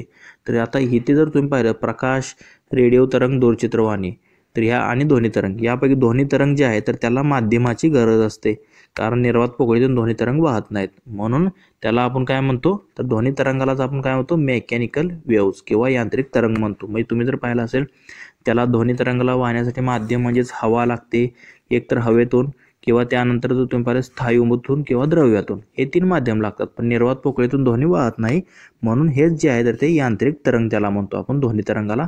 म्हणून ऑप्शन 2 जे आहे तर ते या प्रश्नाचं योग्य ॲन्सर असेल. पुढील प्रश्न पाहूयात. प्रश्न क्रमांक 35. आंतरतारकीय अंतरे ही प्रकाश वर्ष या एककात मोजली जातात. तर एक प्रकाश वर्ष बरोबर किती असतं. तर आता एक प्रकाश वर्ष म्हणजे तुम्हाला माहीत असणे गरजेचं आहे. तर ते किती असतं 9.46 गुणिले 10⁻15 मीटर किंवा 10⁻12 किलोमीटर असे म्हणतो. पण ते जर मीटरमध्ये केलं तर 10⁻12 वरून ते 10⁻15 होतं. म्हणजे 9.46 गुणिले 10⁻15 मीटर किंवा 9.46 गुणिले 10⁻12 किलोमीटर, हे दोन्हीही लक्षात ठेवा. तर ऑप्शन 2 जे आहे तर ते आपलं योग्य ॲन्सर असेल प्रकाशाचा वेग. पुढील प्रश्न पाहूयात. प्रश्न क्रमांक 36. तर काय दिले इथे, तर आता आपल्याला इथे 2 गट दिलेत, मग शेवाळ गट आणि त्यांच्यातील रंगद्रव्याचा एक गट दिलेला आहे. तर त्याच्या योग्य जोड्या लावायचे, म्हणजे कोणत्या रंगद्रव्याला कोणते, म्हणजे शेवाळचा गट जो आहे तर तो योग्य जोडतो. तर आता इथे जर पहिल्यांदा तुम्ही पाहिलं तर क्लोरोफायसी. क्लोरोफायसी त्यामध्ये कोणतं रंगद्रव्य असतं तर क्लोरोफिल ए व बी हे 2 द्रव्य असतात क्लोरोफायसीमध्ये. त्याप्रमाणे फिओफायसी, तर फिओफायसीमध्ये काय असतं फ्युकोझांथिन असतं. काय असतं फिकोझांथिन. आणि त्याप्रमाणे जर पाहिलं तर रोडोफायसी, तर रोडोफायसी यामध्ये काय असतं फायब्रो इरिथ्रिन. म्हणजे ऑप्शन 2 मध्ये तुम्हाला म्हणजे पर्याय 2 मध्ये दिसत आहे. आणि क्रायसोफायसी यामध्ये फायक्रोक्रायसिन हे जे आहे तर ते रंगद्रव्य असतं. म्हणजे 1, 3, 2, 4 याप्रमाणे या जोड्या योग्य असतील, जे की आपल्याला इथे पर्याय क्रमांक 2 मध्ये दिलेलं आहे. तेच आपलं या प्रश्नाचं योग्य ॲन्सर असेल. तर आता इथे जर तुम्हाला फक्त क्लोरोफायसीबद्दल जर माहिती असतं तरी देखील तुमचं ॲन्सर, जरी खालचं तुम्हाला जर काय माहीत नसलं, फक्त क्लोरोफायसी जर तुम्हाला जर माहीत असतं क्लोरोफिल लागतं तर ह्याच्यावरून तुम्ही जर पाहिलं तर ऑप्शन 1 पहिल्याला 1 इथे फक्त 2 मध्ये दिसत आहे. डायरेक्ट तुमचा आन्सर आला असतं. म्हणजे बाकीचं जरी माहीत नसतं तरी तुमचं हे योग्य आन्सर आलं असतं. तर पुढील प्रश्न पाहूयात. प्रश्न क्रमांक 37. खालीलपैकी कोणते विधान किंवा विधाने बरोबर आहेत? तर आता इथे अ, ब, क, ड अशी 4 विधाने दिलेली आहेत. तर त्यापैकी कोणती बरोबर आहेत आपल्याला इथे निवडायची आहेत.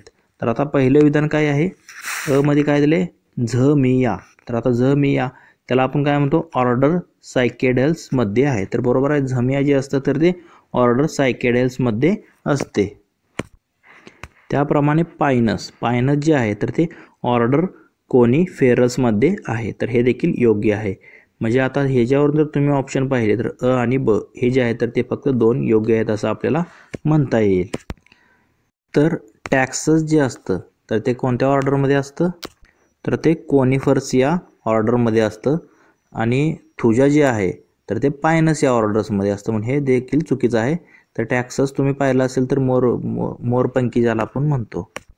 आणि थुजा जे असतं तर ते पायनसमध्ये असतं. तर थुजा हे टेरिफेरस म्हणजे आहे हे चुकीचं दिलेलं आहे.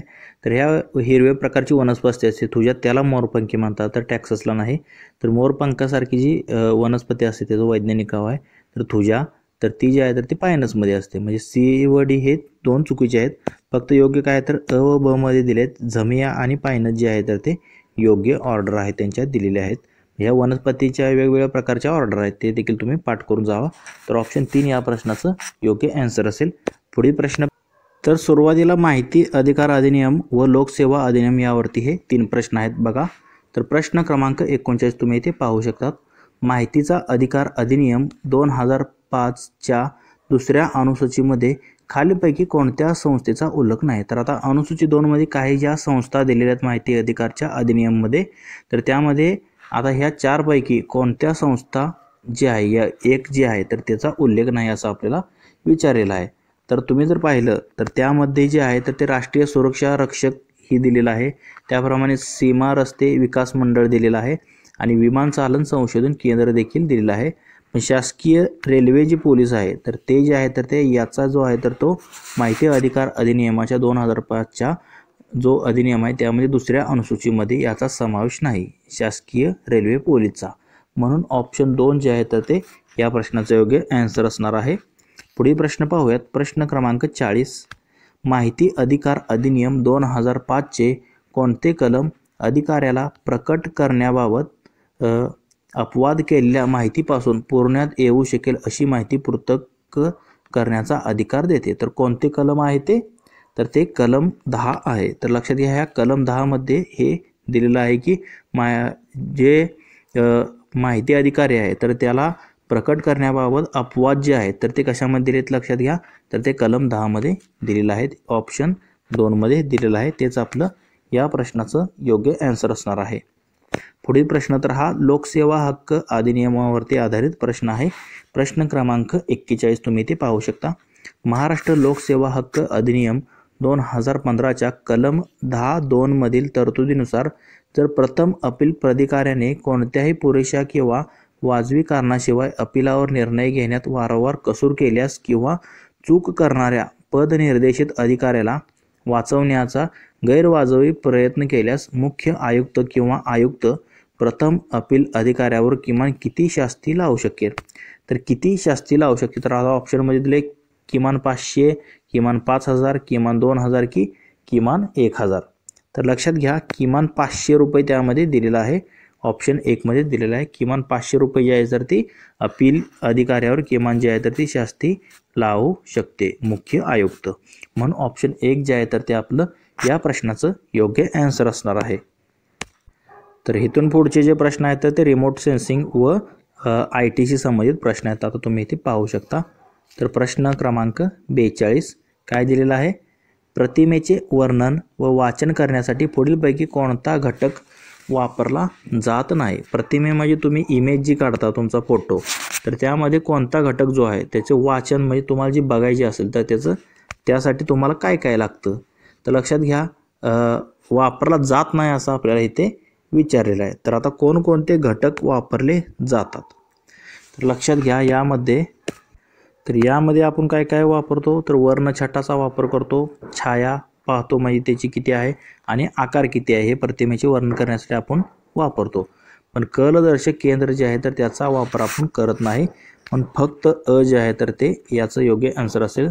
तर कलदर्शक केंद्र जे आहे तर ते प्रतिमेचे वर्णन व वाचन करण्यासाठी हा घटक आपण वापरत नाही. म्हणून ऑप्शन 1 जे आहे तर या प्रश्नाचं योग्य आन्सर असणार आहे. पुढील प्रश्न पाहूयात. प्रश्न क्रमांक 43. खालील विधानांचा विचार करा. तर आता इथे 4 विधाने दिलेली आहेत, तर कोणती बरोबर आहेत आपल्याला इथे निवडायचं आहे.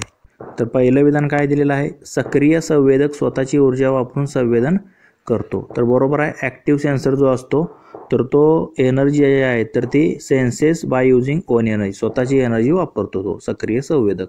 ब मध्ये काय दिले, निष्क्रिय संवेदक सूर्यापासून येणाऱ्या ऊर्जेचा वापर करून संवेदन वापरतो. बरोबर आहे. निष्क्रिय संवेदक सूर्यापासून येणारी प्रकाश आहे तर त्याचा ऊर्जेचा वापर करतो तो. त्याप्रमाणे सक्रिय संवेदक दिवसाबरोबर रात्रीही संवेदन करतो. तर सक्रिय संवेदक दिवस व रात्री दोन्हीही वेळेत जो आहे तर तो संवेदन करतो. आणि निष्क्रिय संवेदक जो असतो तर फक्त सोलारवर चालतो म्हणून तो फक्त दिवसा संवेदन करतो. म्हणून इथे जर तुम्ही पाहिलं तर अ ब क ड जी आहे तर ती वरीलपैकी 4 जी आहे तर ती योग्य विधाने आहेत. ऑप्शन 4 आपलं या प्रश्नाचं योग्य आन्सर असेल. पुढील प्रश्न पाहूयात. प्रश्न क्रमांक 44. तर आता हा चांद्रयान 3शी संबंधित प्रश्न आहे. तर 3चे एकूण वस्तुमान किती होते विचारलेलं आहे. तर एकूण वजन किती होते चांद्रयान 3चे, तर एकूण 39 किलो हे वजन होते. तर करंटशी देखील हा संबंधित प्रश्न आहे. तर चांद्रयान 3चे वस्तुमान विचारलेलं आहे तर ते 39 किलोग्रॅम होते. पुढील प्रश्न पाहूयात. प्रश्न क्रमांक 45. नकाशाशास्त्रीय कॅमेऱ्यात हवाई छायाचित्रणांचा आदर्श आकार खालीपैकी कोणता आहे. तर नकाशाशास्त्रीय कॅमेऱ्यातला आपल्याला छायाचित्रणांचा आकार विचारलेला आहे. तर तो किती असतो, तर 23x23 म्हणतो त्याला आपण. तर ते कशामध्ये दिले आपल्याला, ऑप्शन 1 मध्ये दिला आहे. 23 सेंटीमीटर बाय 23 सेंटीमीटर जो आहे तर तो नकाशाशास्त्रीय कॅमेऱ्याचा जो आहे तर तो छायाचित्रणाचा आदर्श आकार मानला जातो. 23x23 centimetre. ऑप्शन 1 दिले तेच आपलं या प्रश्नाचं योग्य आन्सर असेल. पुढील प्रश्न पाहू. प्रश्न क्रमांक 38. तर काय दिलं आपल्याला इथे, इंटरफेनल क्लोरोसिस हे वनस्पतीच्या पानावर कोणत्या घटकाच्या कमतरतेमुळे दिसून येते. तर कोणत्या घटकाच्या वनस्पतीच्या कमतरतेमुळे दिसून येते हे, तर ते आयर्न या घटकामुळे जे आहे तर ते कमी दिसून येते. त्याला आपण काय म्हणतो, deficiency of which element causes interveinal chlorosis. तर इंटरफेनिल क्लोरोसिस जे आहे तर ते वनस्पतीच्या पानावर जे आहे तर ते दिसून येतं. तर त्याला कोणतं म्हणजे घटक किंवा पोषक द्रव्य जबाबदार असतं, तर ते असतं आयर्न, जे की ऑप्शन 4 मध्ये आपल्याला दिलेलं आहे. तेच आपलं या प्रश्नाचं योग्य आन्सर असेल. म्हणजेच लोहाच्या कमतरतेमुळे ते दिसून येतं. तर 47 तुम्ही इथे पाहू शकतात.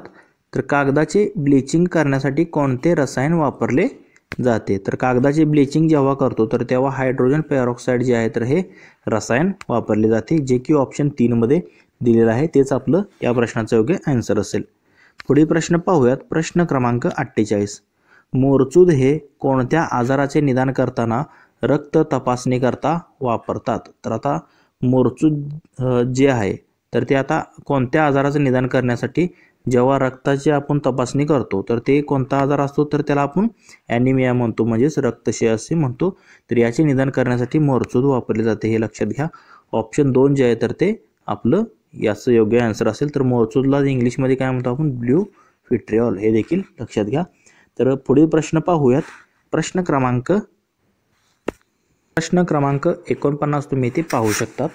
मिनिस्ट्री ऑफ इलेक्ट्रॉनिक्स आणि IT यांनी डिजिटल इंडिया या कार्यक्रमात मोबाईल गव्हर्नन्स अंतर्गत केलेल्या टिंब या उपक्रमाला 2018 मध्ये दुबई येथे झालेल्या 6व्या वर्ल्ड गव्हर्नमेंट समिटमध्ये बेस्ट गव्हर्नमेंट पारितोषिक मिळाले. तर ते कोणता उपक्रम होता, तर तो उमंग हा उपक्रम होता, जो की ऑप्शन 1 मध्ये दिलेला आहे. तेच आपलं या प्रश्नाचं योग्य आन्सर असेल. म्हणजे ITशी संबंधित हा प्रश्न होता, लक्षात घ्या. करंट अफेअर्सशी संबंधित आहे तो देखील. पुढील प्रश्न पाहूयात. प्रश्न क्रमांक 55. जावा संगणक आज्ञावली म्हणजे संगणकाची भाषा आहे जावा, तर ती प्रणाली खालीपैकी कोणत्या आज्ञावलीने प्रभावित आहे. तर ती जी असते तर आता ऑप्शन दिले सी आणि C++ बेसिक, फॉर्ट्रन आणि वरीलपैकी एकही नाही. तर काय असते त्यामध्ये सी आणि C++ जी आहे तर ती जावा संगणक आज्ञावली प्रणाली जी आहे तर ती सी आणि C++ या ज्या आहे तर त्या प्रणालीने जे आहे तर ते आज्ञावलीने प्रभावित आहे जावा. सी आणि C++ लक्षात घ्या. ऑप्शन 1 आपलं या प्रश्नाचं योग्य आन्सर असेल. पुढील प्रश्न पाहूयात. प्रश्न क्रमांक 51. टिंबटिंब तंत्रे व्हर्च्युअलाइज्ड संसाधनाद्वारे चालणाऱ्या सेवा आणि अनुप्रयोगाचे संदर्भ देतात. तर कोणती तंत्रे असतात तर ती क्लाउड संगणन म्हणतो. त्याला आपण काय म्हणतो? क्लाउड कम्प्युटिंग किंवा क्लाउड संगणन. ही तंत्र जी आहे तर ते व्हर्च्युअलाइज्ड संसाधनाद्वारे चालणाऱ्या सेवा आणि अनुप्रयोगाचे संदर्भ देतात. ऑप्शन 2 आपलं या प्रश्नाचं योग्य आन्सर असेल. पुढील प्रश्न पाहूयात. प्रश्न क्रमांक 52. एखाद्या व्यक्तीचा किंवा व्यक्तींचा समूह किंवा संस्थेचा छळ करण्यासाठी इंटरनेटचा वापर करणे याला टिंबटिंब असे म्हणतात. तर त्याला आपण काय म्हणतो? ईमेल स्टॉकिंग म्हणतो. म्हणजे व्यक्तीचा छळ करणे किंवा व्यक्ती समूह किंवा संस्थेचा छळ करण्यासाठी इंटरनेटचा जेव्हा वापर करतो त्याला काय म्हणतात सायबरिंग भाषेत? तर सायबर स्टॉकिंग असे म्हणतात. ऑप्शन 3 मध्ये दिलेलं आहे तेच आपलं या प्रश्नाचं योग्य आन्सर असणार आहे. पुढील प्रश्न पाहूयात. तर प्रश्न क्रमांक 53 तुम्ही इथे पाहू शकतात. आर्थ्रोपोडा जातीय प्राण्यांचे विशिष्ट गुणधर्म कोणते? तर आता आपण हे आदलेमधले प्रश्न का बरं कट करत आहोत तर ते फक्त विज्ञानचे प्रश्न आपण इथे पाहत आहोत. त्यामुळे ते जे प्रश्न आहेत तर ते बाकीचे जे आहेत तर ते वेगळ्या भागामध्ये आपण पाहणार आहोत. तर आर्थ्रोपोडा जातीय प्राण्यांचे विशिष्ट गुणधर्म कोणते आहेत? तर आता इथे अ, ब, क, ड असे 4 गुणधर्म दिलेले आहेत. आर्थ्रोपोडा हा जो आहे तर तो सर्वात मोठा संघ आहे देखील लक्षात घ्या. तर यामध्ये काय असतं? सर्वात मोठी फायलम त्याला म्हणतो. म्हणजे सर्वात मोठा संघ आहे हा आर्थ्रोपोडा. त्याप्रमाणे त्याचे जे स्केलेटन असतं तर ते चिटींनी झाकलेले आहे. स्केलेटन जे असतं तर ते चिटींनी झाकलेले आहे हे देखील योग्य आहे. आणि त्याचं खंडित शरीर असतं. म्हणजे डोके वेगळे, मधला भाग वेगळा, म्हणजे असं खंडामध्ये विभागले गेलेलं असतं. म्हणजे झुरळ जर तुम्ही पाहिलं असेल तर ते आर्थ्रोपोडामध्ये येतं किंवा इतर जे कीटक आहेत तर ते आर्थ्रोपोडामध्ये येतात. आणि ड मध्ये काय दिले? द्विपक्षीय सममिती शरीर असते. म्हणजे तुम्ही जर पाहिलं तर झुरळ जर असं जर तुम्ही जर आता पाहिलं असेल तर त्याचे 2 भाग म्हणजे द्विपक्षीय सममिती शरीर आपल्याला करता येते. म्हणून वरीलपैकी 4 जे आहेत तर ते आर्थ्रोपोडा जातीय प्राण्यांची विशिष्ट गुणधर्म दर्शवतात. म्हणून ऑप्शन 4 मध्ये दिले तेच आपले योग्य आन्सर असेल. अ, ब, क, ड. पुढील प्रश्न पाहूयात. प्रश्न क्रमांक 54. गांडुळाचे निर्वहन करणारे अवयव. तर आता गांडुळा संबंधित हा प्रश्न आहे. तर त्याचे निर्वहन करणारे जे अवयव आहेत तर आता इथे जर ऑप्शन पाहिले तर तुम्हाला फक्त सिटेय जे आहे तर ते गांडुळाच्या जे निर्वहन असतं तर त्यामध्ये सिटेय असते. हा अवयवाद्वारे त्याचे निर्वहन केले जाते सिटेय. तर हे जर माहीत असेल बाकीचे 3 जे आहेत तर त्याच्याशी काही संबंध नाही. म्हणजे निर्वहन करण्याशी फक्त विचारलेलं आहे. म्हणून सिटेय जे आहे तर ते फक्त जे आहे तर ते गांडुळाचे निर्वहन करणारा अवयव आहे. म्हणून ऑप्शन 2 मध्ये दिलेला आहे फक्त क जे आहे तर या प्रश्नाचं योग्य आन्सर असेल. पुढील प्रश्न पाहूयात. प्रश्न क्रमांक 55. तर हा शेवटचा प्रश्न आहे आपला हा विज्ञान या घटकावरील. तर मित्रांनो तुम्हाला जर हा व्हिडिओ आवडला असेल तर लाईक करा व तुमच्या मित्रांना देखील शेअर करा. तसेच आपले टेलिग्राम चॅनलसुद्धा आहे त्याचे तुम्हाला याची PDF फ्रीमध्ये मिळून जाईल. तसेच तुम्हाला अजून काही जी परीक्षा संबंधित माहिती आहे तर ती देखील आपल्या टेलिग्राम चॅनलवरती तुम्हाला भेटून जाईल. तर तिथे तुम्ही जॉईन व्हा. तर प्रश्न क्रमांक 55 म्हणजे शेवटचा विज्ञानशी संबंधित प्रश्न आहे हा. अपृष्ठवंशी प्राण्यांचा दुसरा सर्वात मोठा गट कोणता? तर अपृष्ठवंशी मधील सर्वात मोठा गट कोणता आहे? आर्थ्रोपोडा. आणि दुसरा सर्वात मोठा गट कोणता आहे तर तो इथे ऑप्शन 3 मध्ये तुम्हाला दिलेला आहे मोलुस्का. तर मोलुस्का जो आहे तर तो अपृष्ठवंशी प्राण्यांचा जो आहे तर तो दुसरा मोठा गट आहे. ज्यामध्ये तुम्ही जर पाहिलं तर गोगलगाय वगैरे येतात. म्हणजे ऑप्शन 3 आपलं या प्रश्नाचं योग्य आन्सर असेल. तर प्रश्न क्रमांक 56 तुम्ही इथे पाहू शकता. तर काय दिलेलं आहे? काँग्रेसच्या तज्ज्ञ समितीबाबत योग्य कथने ओळखा. तर आता इथे 3 कथने दिलेली आहेत काँग्रेसची जी तज्ज्ञ समिती होती त्यावेळची. तर त्याबद्दल आपल्याला विचारलेलं आहे. तर विधानामध्ये काय दिलं आहे? 8 जुलै 1946 रोजी भारतीय राष्ट्रीय काँग्रेसने संविधान सभेसाठी साहित्य तयार करण्याच्या उद्देशाने तज्ज्ञ समिती नेमली होती. तर हे जे विधान जे आहे तर ते योग्य आहे. तर तज्ज्ञ समिती जी आहे तर ती 8 जुलैला नेमली होती साहित्य तयार करण्याच्या उद्देशाने. ब मध्ये काय दिले? जवाहरलाल नेहरू या समितीचे अध्यक्ष होते. तर बरोबर आहे. तर त्यांनीच उद्दिष्टाचा ठराव देखील मांडलेला होता आणि तेच जे आहे तर ते या तज्ज्ञ समितीचे जे आहे तर ते अध्यक्ष होते. क मध्ये काय दिले, के.एम. मुन्शी या समितीचे समन्वयक होते. तर हे चुकीचं आहे फक्त विधान. फक्त जे अ व ब जे आहे तर तीच दोन जी आहे तर ती योग्य विधाने आहेत. तर फक्त अ व ब जे आहे तर ती योग्य कथने ठरतील. ऑप्शन 1 मध्ये दिलेलं आहे तेच आपलं या प्रश्नाचं योग्य आन्सर असणार आहे. पुढील प्रश्न पाहूयात. प्रश्न क्रमांक 57. भारतीय राज्यघटनेच्या कोणत्या अनुच्छेदानुसार विधानसभेचे सभापती किंवा उपसभापती यांना पदावरून हटवण्याचा ठराव विचाराधीन असताना ते अध्यक्षपद भूषवू शकत नाहीत? तर आता असं कोणत्या अनुच्छेदामध्ये दिलेलं आहे ते? तर असं जे आहे तर ते अनुच्छेद 181 मध्ये दिलेलं आहे. तुम्ही तर वाचलं असेल तर भारतीय राज्यघटनेचे जे अनुच्छेद 181 आहे त्यामध्ये विधानसभेचे जे सभापती किंवा जे उपसभापती आहेत यांच्यावर जेव्हा अविश्वास ठराव म्हणजे त्यांना पदावरून दूर करण्याचा ठराव विचाराधीन असताना ते जे आहेत तर ते अध्यक्षपद तेव्हा भूषवू शकत नाही. तर ते अनुच्छेद 181 मध्ये दिलेलं आहे. तेच आपलं या प्रश्नाचं योग्य आन्सर असणार आहे. तर 178 पासून ते 181 मध्ये ही जी आहे तर ती विधानसभेचे सभापती व उपसभापती संबंधित कलमे आहेत. आणि तिकडे जर तुम्ही केंद्रामध्ये पाहिलं तर कलम 93 पासून ते 97 पर्यंत, तर 93 पासून ते 96 पर्यंत तर 93 ते 96 मध्ये तिकडे लोकसभा अध्यक्ष उपाध्यक्ष या संबंधित ते कलमे आहेत. हे देखील लक्षात घ्या. तर पुढील प्रश्न पाहूयात. प्रश्न क्रमांक 58. तर इथे संविधान सभेबाबत आपल्याला प्रश्न आहे. तर योग्य कथने ओळखायची आहेत संविधान सभेबद्दल. तर आता अ ब क अशी 3 कथने दिलेली आहेत. तर काय दिले, संविधान सभेची पहिली बैठक 9 डिसेंबर 1946 रोजी आयोजित करण्यात आली होती. तर बरोबर आहे, पहिली जी बैठक होती संविधान सभेची तर ती 9 डिसेंबर 1946 रोजी जी आहे तर ती आयोजित करण्यात आली होती.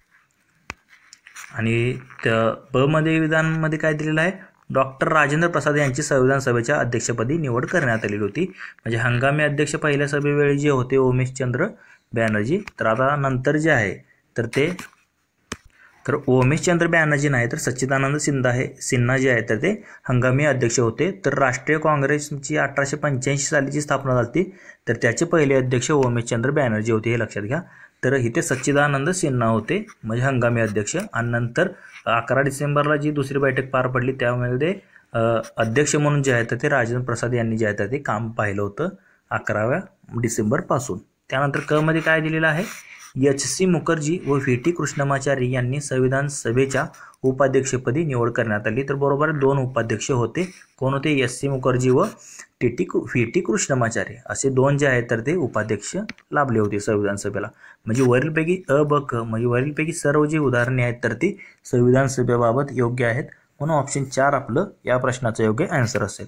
पुढील प्रश्न पाहूयात. प्रश्न क्रमांक 59.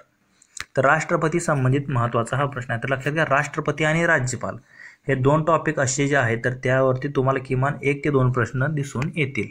तर आता राष्ट्रपती जो आहे तर तो कोणत्या अनुच्छेदानुसार राज्यपालांची नियुक्ती करतो? तर राष्ट्रपती आणि राज्यपाल असे जे आहेत तर ते प्रत्येक परीक्षेला तुम्हाला असणार आहेत.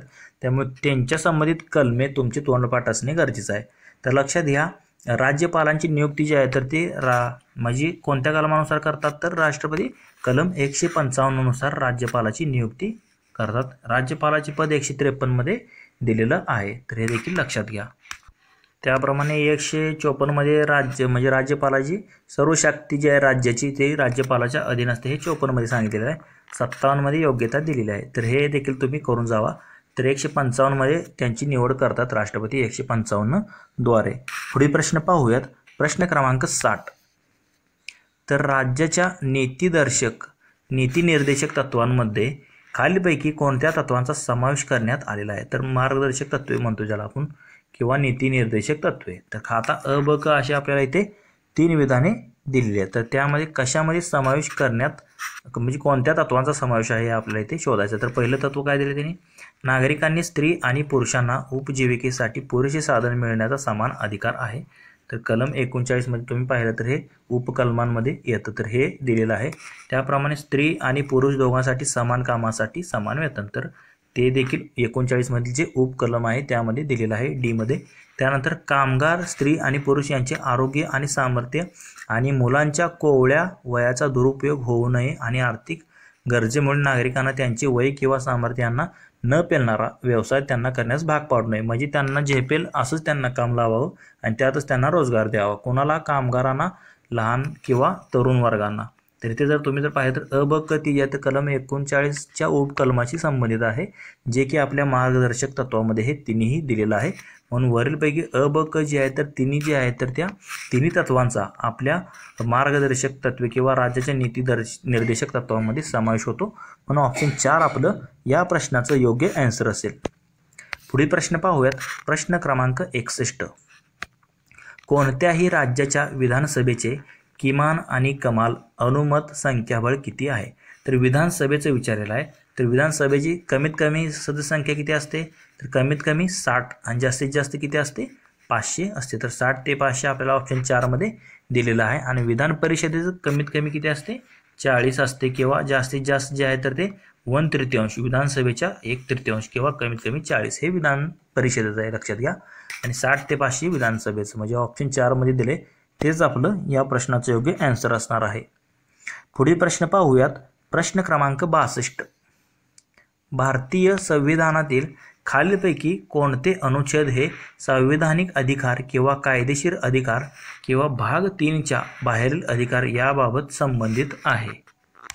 तर पहिल्यांदा काय दिले? अनुच्छेद 265. तर बरोबर आहे, भाग 3च्या बाहेरील अधिकार जे आहेत तर त्यामध्ये संबंधित आहे. म्हणजे मूलभूत हक्काच्या बाहेरील जे आहे तर ते कायदेशीर अधिकार जे आहेत तर ते 265. त्याप्रमाणे अनुच्छेद 300A मध्ये तुम्ही जर पाहिलं तर इथून मूलभूत हक्कामधून संपत्तीचा हक्क काढून ह्या 300A मध्ये टाकण्यात आलेला आहे, म्हणून हे देखील संबंधित आहे.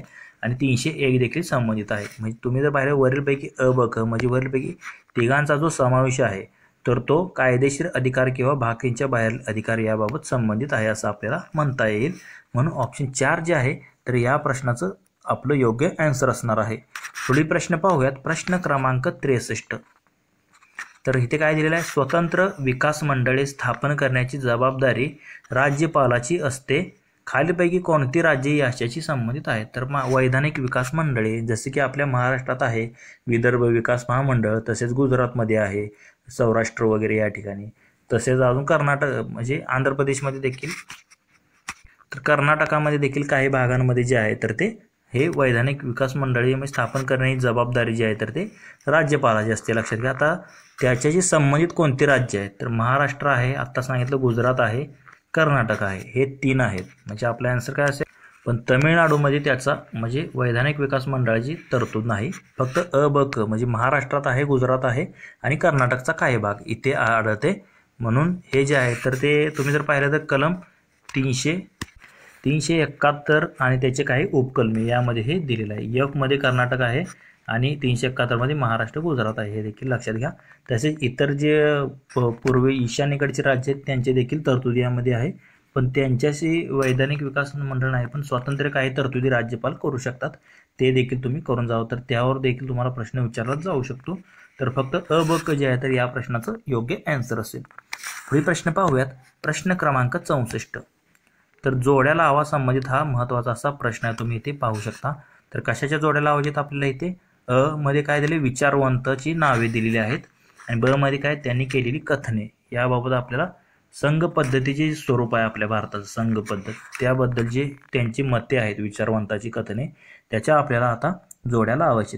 तर आता इथे जर पहिलं जर तुम्ही पाहिलं तर केसी व्हियर. आता केसी व्हियर यांनी संघ पद्धतीला काय म्हटलेलं होतं? अर्धसांघिक असं म्हटलेलं होतं, केसी व्हियर. तर हे 2 पार्टच करून ठेवा.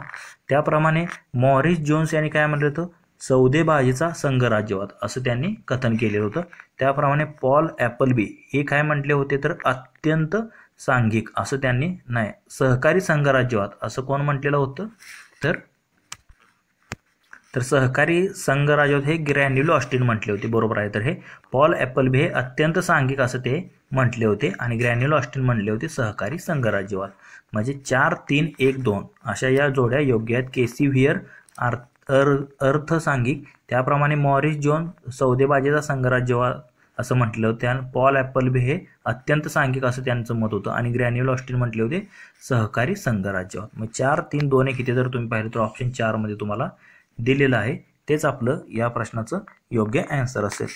पुढील प्रश्न पाहूयात. प्रश्न क्रमांक 65. भारतीय राज्यघटनेत खालीलपैकी कोणत्या गोष्टीचा उल्लेख नाही?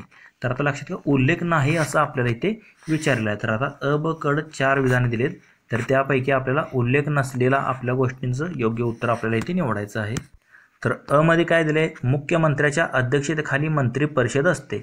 तर हे आपल्याला कलम तुम्ही जर पाहिलं तर 163-64 राज्याच्या म्हणजे मंत्रिमंडळाची संमती आहे. तर हे दिलेलं आहे आपल्याला राज्यघटनेमध्ये. त्याप्रमाणे राज्य मंत्रिमंडळाची सामूहिक जबाबदारी हे देखील आपल्याला दिलेलं आहे, आपल्या याचा उल्लेख आहे. पण राज्य मंत्र्याचे राजीनामे आणि उपमुख्यमंत्र्याचे पद हे काय आहे, तर ते घटनेत नाही. जसं आपण तयार उपमुख्यमंत्री पद असतं किंवा राज्यमंत्रीचे राजीनामे तर ते पद असतात किंवा राजीनामे असतात, पण ते त्याचा घटनेमध्ये कुठे उल्लेख नाही. म्हणजे क व ड सोडलं तर अ व ब चा घटनेत उल्लेख आहे. म्हणजे इथे आपल्याला काय विचारलंय, तर उल्लेख नसलेले निवडायचे आहेत. तर कोणकोणते आहेत, तर क व ड म्हणजे राज्यमंत्र्याचे राजीनामे आणि उपमुख्यमंत्र्याचे पद हे घटनेमध्ये त्याचा उल्लेख नाही. म्हणून ऑप्शन 3 क व ड हे आपलं या प्रश्नाचं योग्य आन्सर असणार आहे. पुढील प्रश्न पाहूयात. प्रश्न क्रमांक 66. स्थापना वर्षाच्या चढत्या क्रमाने खालील घटक राज्यांची मांडणी करा. तर आता राज्य कधी निर्माण झाली ते तुम्हाला वर्ष माहीत असणं गरजेचं आहे. तर नागालँड जर तुम्ही पाहिलं तर 1963 याची निर्मिती करण्यात आली. हिमाचल प्रदेश 1970 साली. त्याप्रमाणे ते जर पाहिलं तर ओडिसाची कधी झाली ती स्थापना, तर ती 1956 जो राज्य पुनर्रचना आयोग होता फजल अलीचा, तर तेव्हाच 1956 याची स्थापना झाली. म्हणजे हे 1956 साल आलं. आणि अरुणाचल प्रदेश जर पाहिलं तुम्ही तर ते 1986 साली. म्हणजे इथे जर तुम्ही पाहिलं तर आपल्याला काय करायचं आहे, मांडणी करायची आहे. मी पहिल्यांदा काय येणार 1956 म्हणजे ओडिसा, त्यानंतर नागालँड 1963, त्यानंतर 1970 हिमाचल प्रदेश आणि 1980 अरुणाचल प्रदेश. म्हणजे इथे जर तुम्ही पाहिलं ओडिसा म्हणजे क, त्यानंतर ब, त्यानंतर अ आणि ड, क ब अ ड म्हणजे CBAD कशामध्ये दिले तुम्हाला, CBAD किंवा क ब अ ड ऑप्शन 2 मध्ये दिलेलं आहे. तेच आपलं या प्रश्नाचं योग्य आन्सर असेल. पुढील प्रश्न पाहूयात. प्रश्न क्रमांक 67. खालीलपैकी कोणत्या राज्यांनी त्यांच्या राज्यात विधान परिषद बरखास्त केली आहे? म्हणजे पूर्वी होती पण नंतर तिथे बरखास्त करण्यात आली, असं आता कोणकोणत्या राज्यांनी केलेलं आहे? तर लक्षात घ्या, पश्चिम बंगालमध्ये होती तर ती म्हणजे 1956 म्हणजे जेव्हा निर्मिती झाली तेव्हा विधान परिषद होती पण नंतर बरखास्त करण्यात आली. पंजाबमध्ये सध्याला नाही आहे, म्हणजे सुरुवातीला होती पण सध्याला ती देखील जी आहे तर ती बरखास्त करण्यात आलेली आहे. तमिळनाडूमध्ये पण होती पण ती देखील बरखास्त करण्यात आलेली आहे. म्हणजे अ ब क वरीलपैकी सर्व राज्यात जे आहे तर ते अगोदर होत्या विधान परिषद, परत नंतर बरखास्त करण्यात आलेले आहेत. तर सध्या राजस्थान आणि पंजाबची काय राजस्थान आणि आसामची सध्याला म्हणजे विधान परिषदची करायची प्रोसेस चालू आहे सध्याला. म्हणजे त्यांनी ती विधेयक संमत करून पाठवले राष्ट्रपतीकडे किंवा तर ते आता कधी किंवा संसदेकडे पाठवलेलं आहे. ते जेव्हा ते त्यांची मर्जी असेल तेव्हा ते करू शकतात, त्यांच्यावरती बंधनकारक नसतं. पण राज्यानं जरी म्हणजे ठराव पास करून जरी त्यांच्याकडे पाठवला असला तरी ते कधी बनवायचं काय हे पूर्णपणे संसदेच्या हातात असतं. त्यामुळे त्यांची मर्जी होईल तेव्हा ते बनवतील. हे वरीलपैकी सर्व जे आहे तर या प्रश्नाचं योग्य आन्सर असणार आहे. पुढील प्रश्न पाहूयात. प्रश्न क्रमांक 68. तर काय दिले आपल्याला इथे, उद्देशपत्रिकेबाबत खालीलपैकी योग्य कथने ओळखा. उद्देशपत्रिका म्हणजे आपला सरनामा. तर आता ह्याच्या संबंधित इथे काही विधाने दिलीत अ ब क 3, तर त्यापैकी योग्य विधाने निवडायची आहेत. तर बेरोबारी युनियन प्रकरण जे होतं 1960चं, त्यामध्ये सर्वोच्च न्यायालयाने असे मत मांडले की उद्देशपत्रिका ही संविधानाचा भाग आहे. तर चुकीचं आहे. तर त्यांनी सांगितलं होतं संविधानाचा हा भाग नाही असं सांगितलं होतं, म्हणून अ जे आहे तर ते विधान चुकीचं ठरतं. ब मध्ये काय दिलं, केशवानंद भारती खटला जो आहे तर 1973चा, त्यामध्ये सर्वोच्च न्यायालयाने उद्देशपत्रिका ही संविधानाचा भाग असल्याचे म्हटले आहे. तर बरोबर आहे, त्यांनी त्यामध्ये दुरुस्त करता येते 368 नुसार आणि तो संविधानाचा म्हणजे भाग आहे असं त्यांनी सांगितलं सुरुवातीला 1973ला. तर हे ब जे विधान जे आहे तर ते योग्य आहे. त्याप्रमाणे क मध्ये काय दिले, LIC ऑफ इंडिया प्रकरण जे आहे 1995 मध्ये सर्वोच्च न्यायालयाने उद्देशपत्रिका ही संविधानाचा अविभाज्य भाग असल्याचे म्हटलेलं आहे. म्हणजे त्याला कधीच संविधानापासून वेगळं करता येत नाही, तो अविभाज्य भाग आहे. हे देखील कथन योग्य आहे. फक्त बेरोबारी युनियनने भाग नाही असं म्हटलं होतं, हे लक्षात घ्या. म्हणजे ब व क हे फक्त याचं योग्य आन्सर असणार आहे. आणि अजून एक खटला होता मिनर्वा मिल खटला 1980 सालचा. त्यामध्ये काय सांगितलेलं घटनेचा भागच आहे आणि ज्या 1973 ज्या दुरुस्त्या केल्या आहेत तर त्या त्यांनी योग्य पद्धतीने केलेत असं त्या खटल्यामध्ये सांगितलं. मिनर्वा मिल खटला 1980चा आहे. हे देखील तुम्ही करून जावं. तर ते खटला कधी अजून विचारलेला नाही पण विचारू शकतात. म्हणजे ब व क या प्रश्नाचं योग्य आन्सर असेल जे की ऑप्शन 2 मध्ये दिलेलं आहे. पुढील प्रश्न पाहूयात. प्रश्न क्रमांक 69. सर्वोच्च न्यायालयाच्या तदर्थ न्यायाधीशाबाबत योग्य कथने ओळखा. तर सर्वोच्च न्यायालयाच्या न्यायाधीशाबाबत आपल्याला योग्य कथने ओळखायची आहेत. तर अ व ब आपल्याला 2 कथने येथे दिलेली आहेत. तर पहिलं कथन काय आहे तर भारताचे राष्ट्रपती उच्च न्यायालयाच्या न्यायाधीशांची तात्पुरत्या कालावधीसाठी सर्वोच्च न्यायालयाचे तदर्थ न्यायाधीश म्हणून नियुक्ती करू शकतात. तर लक्षात घ्या इथे काय दिलेलं आहे. तर हे जे विधान जे आहे तर ते चुकीचं आहे. कारण उच्च न्यायालयाच्या न्यायाधीश म्हणजे तात्पुरती सर्वोच्च न्यायालयाच्या न्यायाधीशपदी नियुक्ती करू शकत नाहीत. कारण ते जे सर्वोच्च न्यायालयाचे जे इतर न्यायाधीश असतात त्यांचे हंगामी सर्वोच्च न्यायाधीश म्हणून नियुक्ती करू शकतात पण उच्च न्यायालयाच्या न्यायाधीशांची नाही. म्हणून अ जे आहे तर ते विधान चुकीचं आहे. ब मध्ये काय दिले सर्वोच्च न्यायालयाच्या बैठकीला उपस्थित असताना तदर्थ न्यायाधीशांना सर्वोच्च न्यायालयाचे सर्व अधिकार क्षेत्र अधिकार आणि विशेष अधिकारांचा उपभोग घेता येतो. बरोबर आहे. सर्वोच्च न्यायालयाची जी बैठक असते त्यामध्ये जेव्हा ते उपस्थित असतात न्यायाधीशांना त्या सर्व न्यायालयाचे सर्व अधिकार क्षेत्र जे आहे तर त्याचे अधिकार आणि विशेषाधिकार जे असतात तर त्याचा उपयोग घेता येतो. म्हणजे हे ब विधान जे आहे तर ते योग्य आहे. फक्त म्हणजे आपल्याला योग्य ओळखायचं होतं तर फक्त ब ऑप्शन 2 मध्ये दिलेलं आहे तेच आपलं या प्रश्नाचं योग्य आन्सर असणार आहे. पुढील प्रश्न पाहूयात. प्रश्न क्रमांक 70 म्हणजे आपल्या या व्हिडिओचा हा शेवटचा प्रश्न आहे. तसेच मित्रांनो तुम्हाला जर हा व्हिडिओ आवडला असेल तर लाईक करा व तुमच्या मित्रांना देखील शेअर करा. तसेच याची PDF तसेच इतर काही परीक्षे संबंधित माहिती तुम्हाला हवी असेल तर आपले टेलिग्राम चॅनलसुद्धा आहे. त्याची लिंक तुम्हाला डिस्क्रिप्शन बॉक्समध्ये भेटून जाईल. तिथे तुम्ही टेलिग्राम चॅनल जॉईन करू शकता. तर प्रश्न क्रमांक 70 तुम्ही इथे पाहू शकता. भारतीय राज्यघटनेचे कोणते अनुच्छेद राज्याच्या सार्वजनिक सेवांमध्ये न्यायपालिकेला कार्यकारी मंडळापासून वेगळे करण्यासाठी पावले उचलण्याचे निर्देश देते. म्हणजे पॉलिटीच्या प्रश्नांचा हा शेवटचा प्रश्न आहे आपला 70वा पॉलिटीचा म्हणजे 15वा प्रश्न आहे. तर हे कशामध्ये दिलेलं आहे कोणत्या अनुच्छेदामध्ये तर ते अनुच्छेद 50 मध्ये दिले आहे तुम्ही पाहू शकता. तर न्याय मंडळापासून कार्यमंडळ जे आहे तर ते वेगळे म्हणजे इथे जर तुम्ही पाहू शकता तर ते दिलेलं आहे आपल्याला कार्यकारी मंडळापासून वेगळे न्यायमंडळ म्हणजे ऑप्शन 4 मध्ये आपल्या मार्गदर्शक तत्वांमध्ये दिलेलं आहे अनुच्छेद 50 मध्ये. आणि आंतरराष्ट्रीय शांतता सुरक्षेच्या संबंधित जे आहे तर ते 51 मध्ये दिलेलं आहे. तर 52 मध्ये राष्ट्रपती संबंधित 52 पासून कलमे आहेत हे लक्षात घ्या.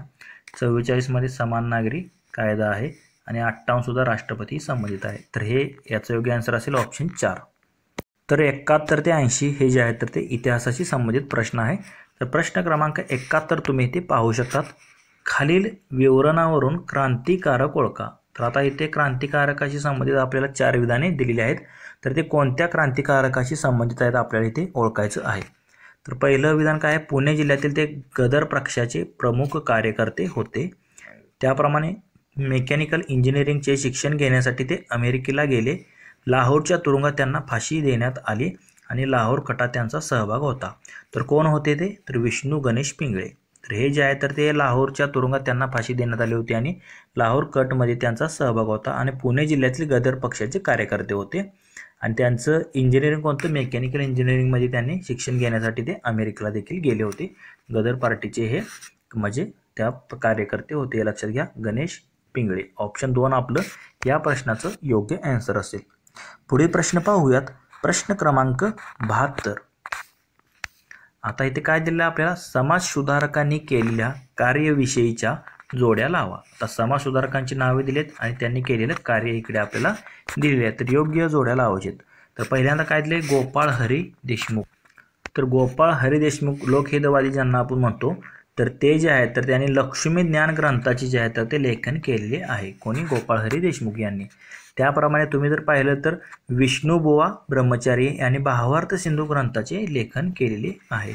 बेहरामजी मलबारी यांनी सेवा सदन संस्थेची जी आहे तर ती स्थापना केली. स्थापनेत त्यांचा सहभाग होता बेहरामजी मलबारी यांचा. आणि विष्णू शास्त्री पंडित जे आहेत तर त्यांनी पुनर्विवाह उत्तेजक मंडळी सभेची जी आहे तर ती स्थापना केलेली दिसते. याप्रमाणे तुम्ही जर पाहिलं तर 1 ला 2, 2 ला 1, 3 ला 4 आणि 4 ला 3, म्हणजे याप्रमाणे 2, 1, 4, 3 हे आपल्याला ऑप्शन 3 मध्ये दिसत आहे. तेच आपलं या प्रश्नाचं योग्य आन्सर असेल. पुढील प्रश्न पाहूयात. प्रश्न क्रमांक 73. 17 ऑगस्ट 1932 रोजी दलितांना स्वतंत्र मतदारसंघ देणारा जातीय निवाडा कोणत्या ब्रिटिश पंतप्रधानाने केला होता? तर आपल्याला माहिती आहे जातीय निवाडा जो आहे तर तो 17 ऑगस्ट 1932ला झालेला होता. तर यामध्ये जर पाहिलं तर त्यावेळेस जे आहे तर ते ब्रिटिश जे पंतप्रधान होते तर ते कोण होते? Ramsay McDonald. कोण होते लक्षात घ्या? रॅमसे मॅकडोनाल्ड जे आहे तर त्यावेळेस जे आहे तर त्यांनी जो आहे तर तो दलितांना स्वतंत्र मतदारसंघ देणारा जो आहे तर तो यांनी जाहीर केलेला होता. म्हणजे दुसरी जी तुम्ही जर पाहिली लंडनची गोलमेज परिषद होती त्यावेळी जे आहे तर ते जाती निवाडा झालेला होता तिसऱ्या. तर त्यांनी जे आहे तर ते स्वतंत्र मतदारसंघ देणारा जो आहे तर तो जाहीर केलेला होता रॅमसे मॅकडोनाल्ड यांनी. त्यानंतर तुम्हाला माहितीच आहे महात्मा गांधीजींनी उपोषण धरलं होतं आणि नंतर मग त्यांच्यात आणि डॉक्टर बाबासाहेब आंबेडकर या दोघांमध्ये महात्मा गांधी आणि त्यांच्यामध्ये जो आहे तर तो एक पुणे करार झालेला होता या संबंधित. म्हणजे याचं योग्य आन्सर असणार रॅमसे मॅकडोनाल्ड. पुढील प्रश्न पाहूयात. प्रश्न क्रमांक 74. वृत्तपत्राविषयीच्या जोड्या लावा. तर आता इथे ABCD अशी 4 वृत्तपत्र आहेत आणि इकडे आपल्याला त्यांची नावं दिली म्हणजे लेखकांची नावे आणि त्यांचे इकडे जे आहेत तर ते वृत्तपत्र दिलेले आहेत. तर कृष्णाजी रानडे तर त्यांचं जे होतं तर ते ज्ञानप्रकाश म्हणजे संस्थापक ते आहेत. नंतर चालवायला विविध लोकांनी घेतलेलं होतं ते. तर कृष्णाजी रानडे हे सुरुवातीला होते त्याचे संपादक ज्ञानप्रकाशचे. त्यानंतर वीरेश्वर छत्रे किंवा तात्या छत्रे त्यांना आपण म्हणतो वीरेश्वर छत्रे त्यांचं जे आहे तर ते ज्ञानसिंधू होते. लक्षात घ्या ज्ञानसिंधू तात्या छत्रे किंवा वीरेश्वर छत्रे लक्षात ठेवा. श्रीपतराव शिंदे हे जे आहे तर ते जर पाहिलं तर विजयी मराठा ब्राह्मणेतर विरोधी जे आहे तर ते वृत्तपत्र होतं त्यांचं श्रीपतराव शिंदे यांचं विजयी मराठा. त्याप्रमाणे मुकुंदराव पाटील यांचं दिनमित्र होतं. म्हणजे याप्रमाणे जर पाहिलं तर 4, 3, 1, 2 याप्रमाणे या जोड्या योग्य असतील.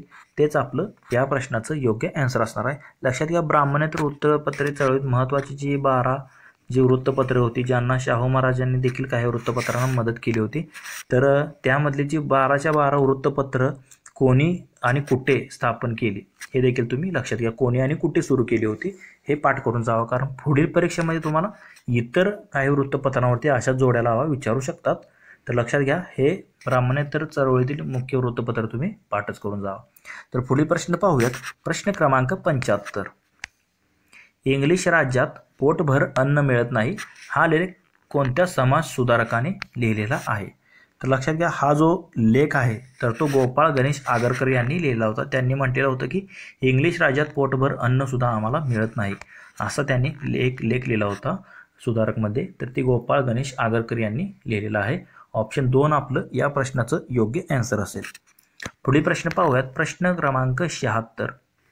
20 जुलै 1924 रोजी स्थापन झालेल्या बहिष्कृत हितकर्णी सभेच्या कार्यकारी मंडळाचे सेक्रेटरी खालीलपैकी कोण होते? तर लक्षात घ्या ही बहिष्कृत हितकर्णी सभा जी आहे तर ती डॉक्टर बाबासाहेब आंबेडकर यांनी सुरू केली होती आणि त्याचे जे कार्यकारी मंडळाचे सेक्रेटरी होते तर कोण होते ते? तर सीताराम शिवतरकर. ऑप्शन 3 मध्ये तुम्हाला दिलेला आहे. तर सीताराम शिवतरकर हे त्याचे बहिष्कृत हितकर्णी सभेचे कार्यकारी मंडळाचे ते सेक्रेटरी होते. सीताराम शिवतरकर ऑप्शन 3 मध्ये दिले. तेच आपलं या प्रश्नाचं योग्य आन्सर असणार आहे. पुढील प्रश्न पाहूयात. प्रश्न क्रमांक 77. तर काय दिले आपल्याला इथे?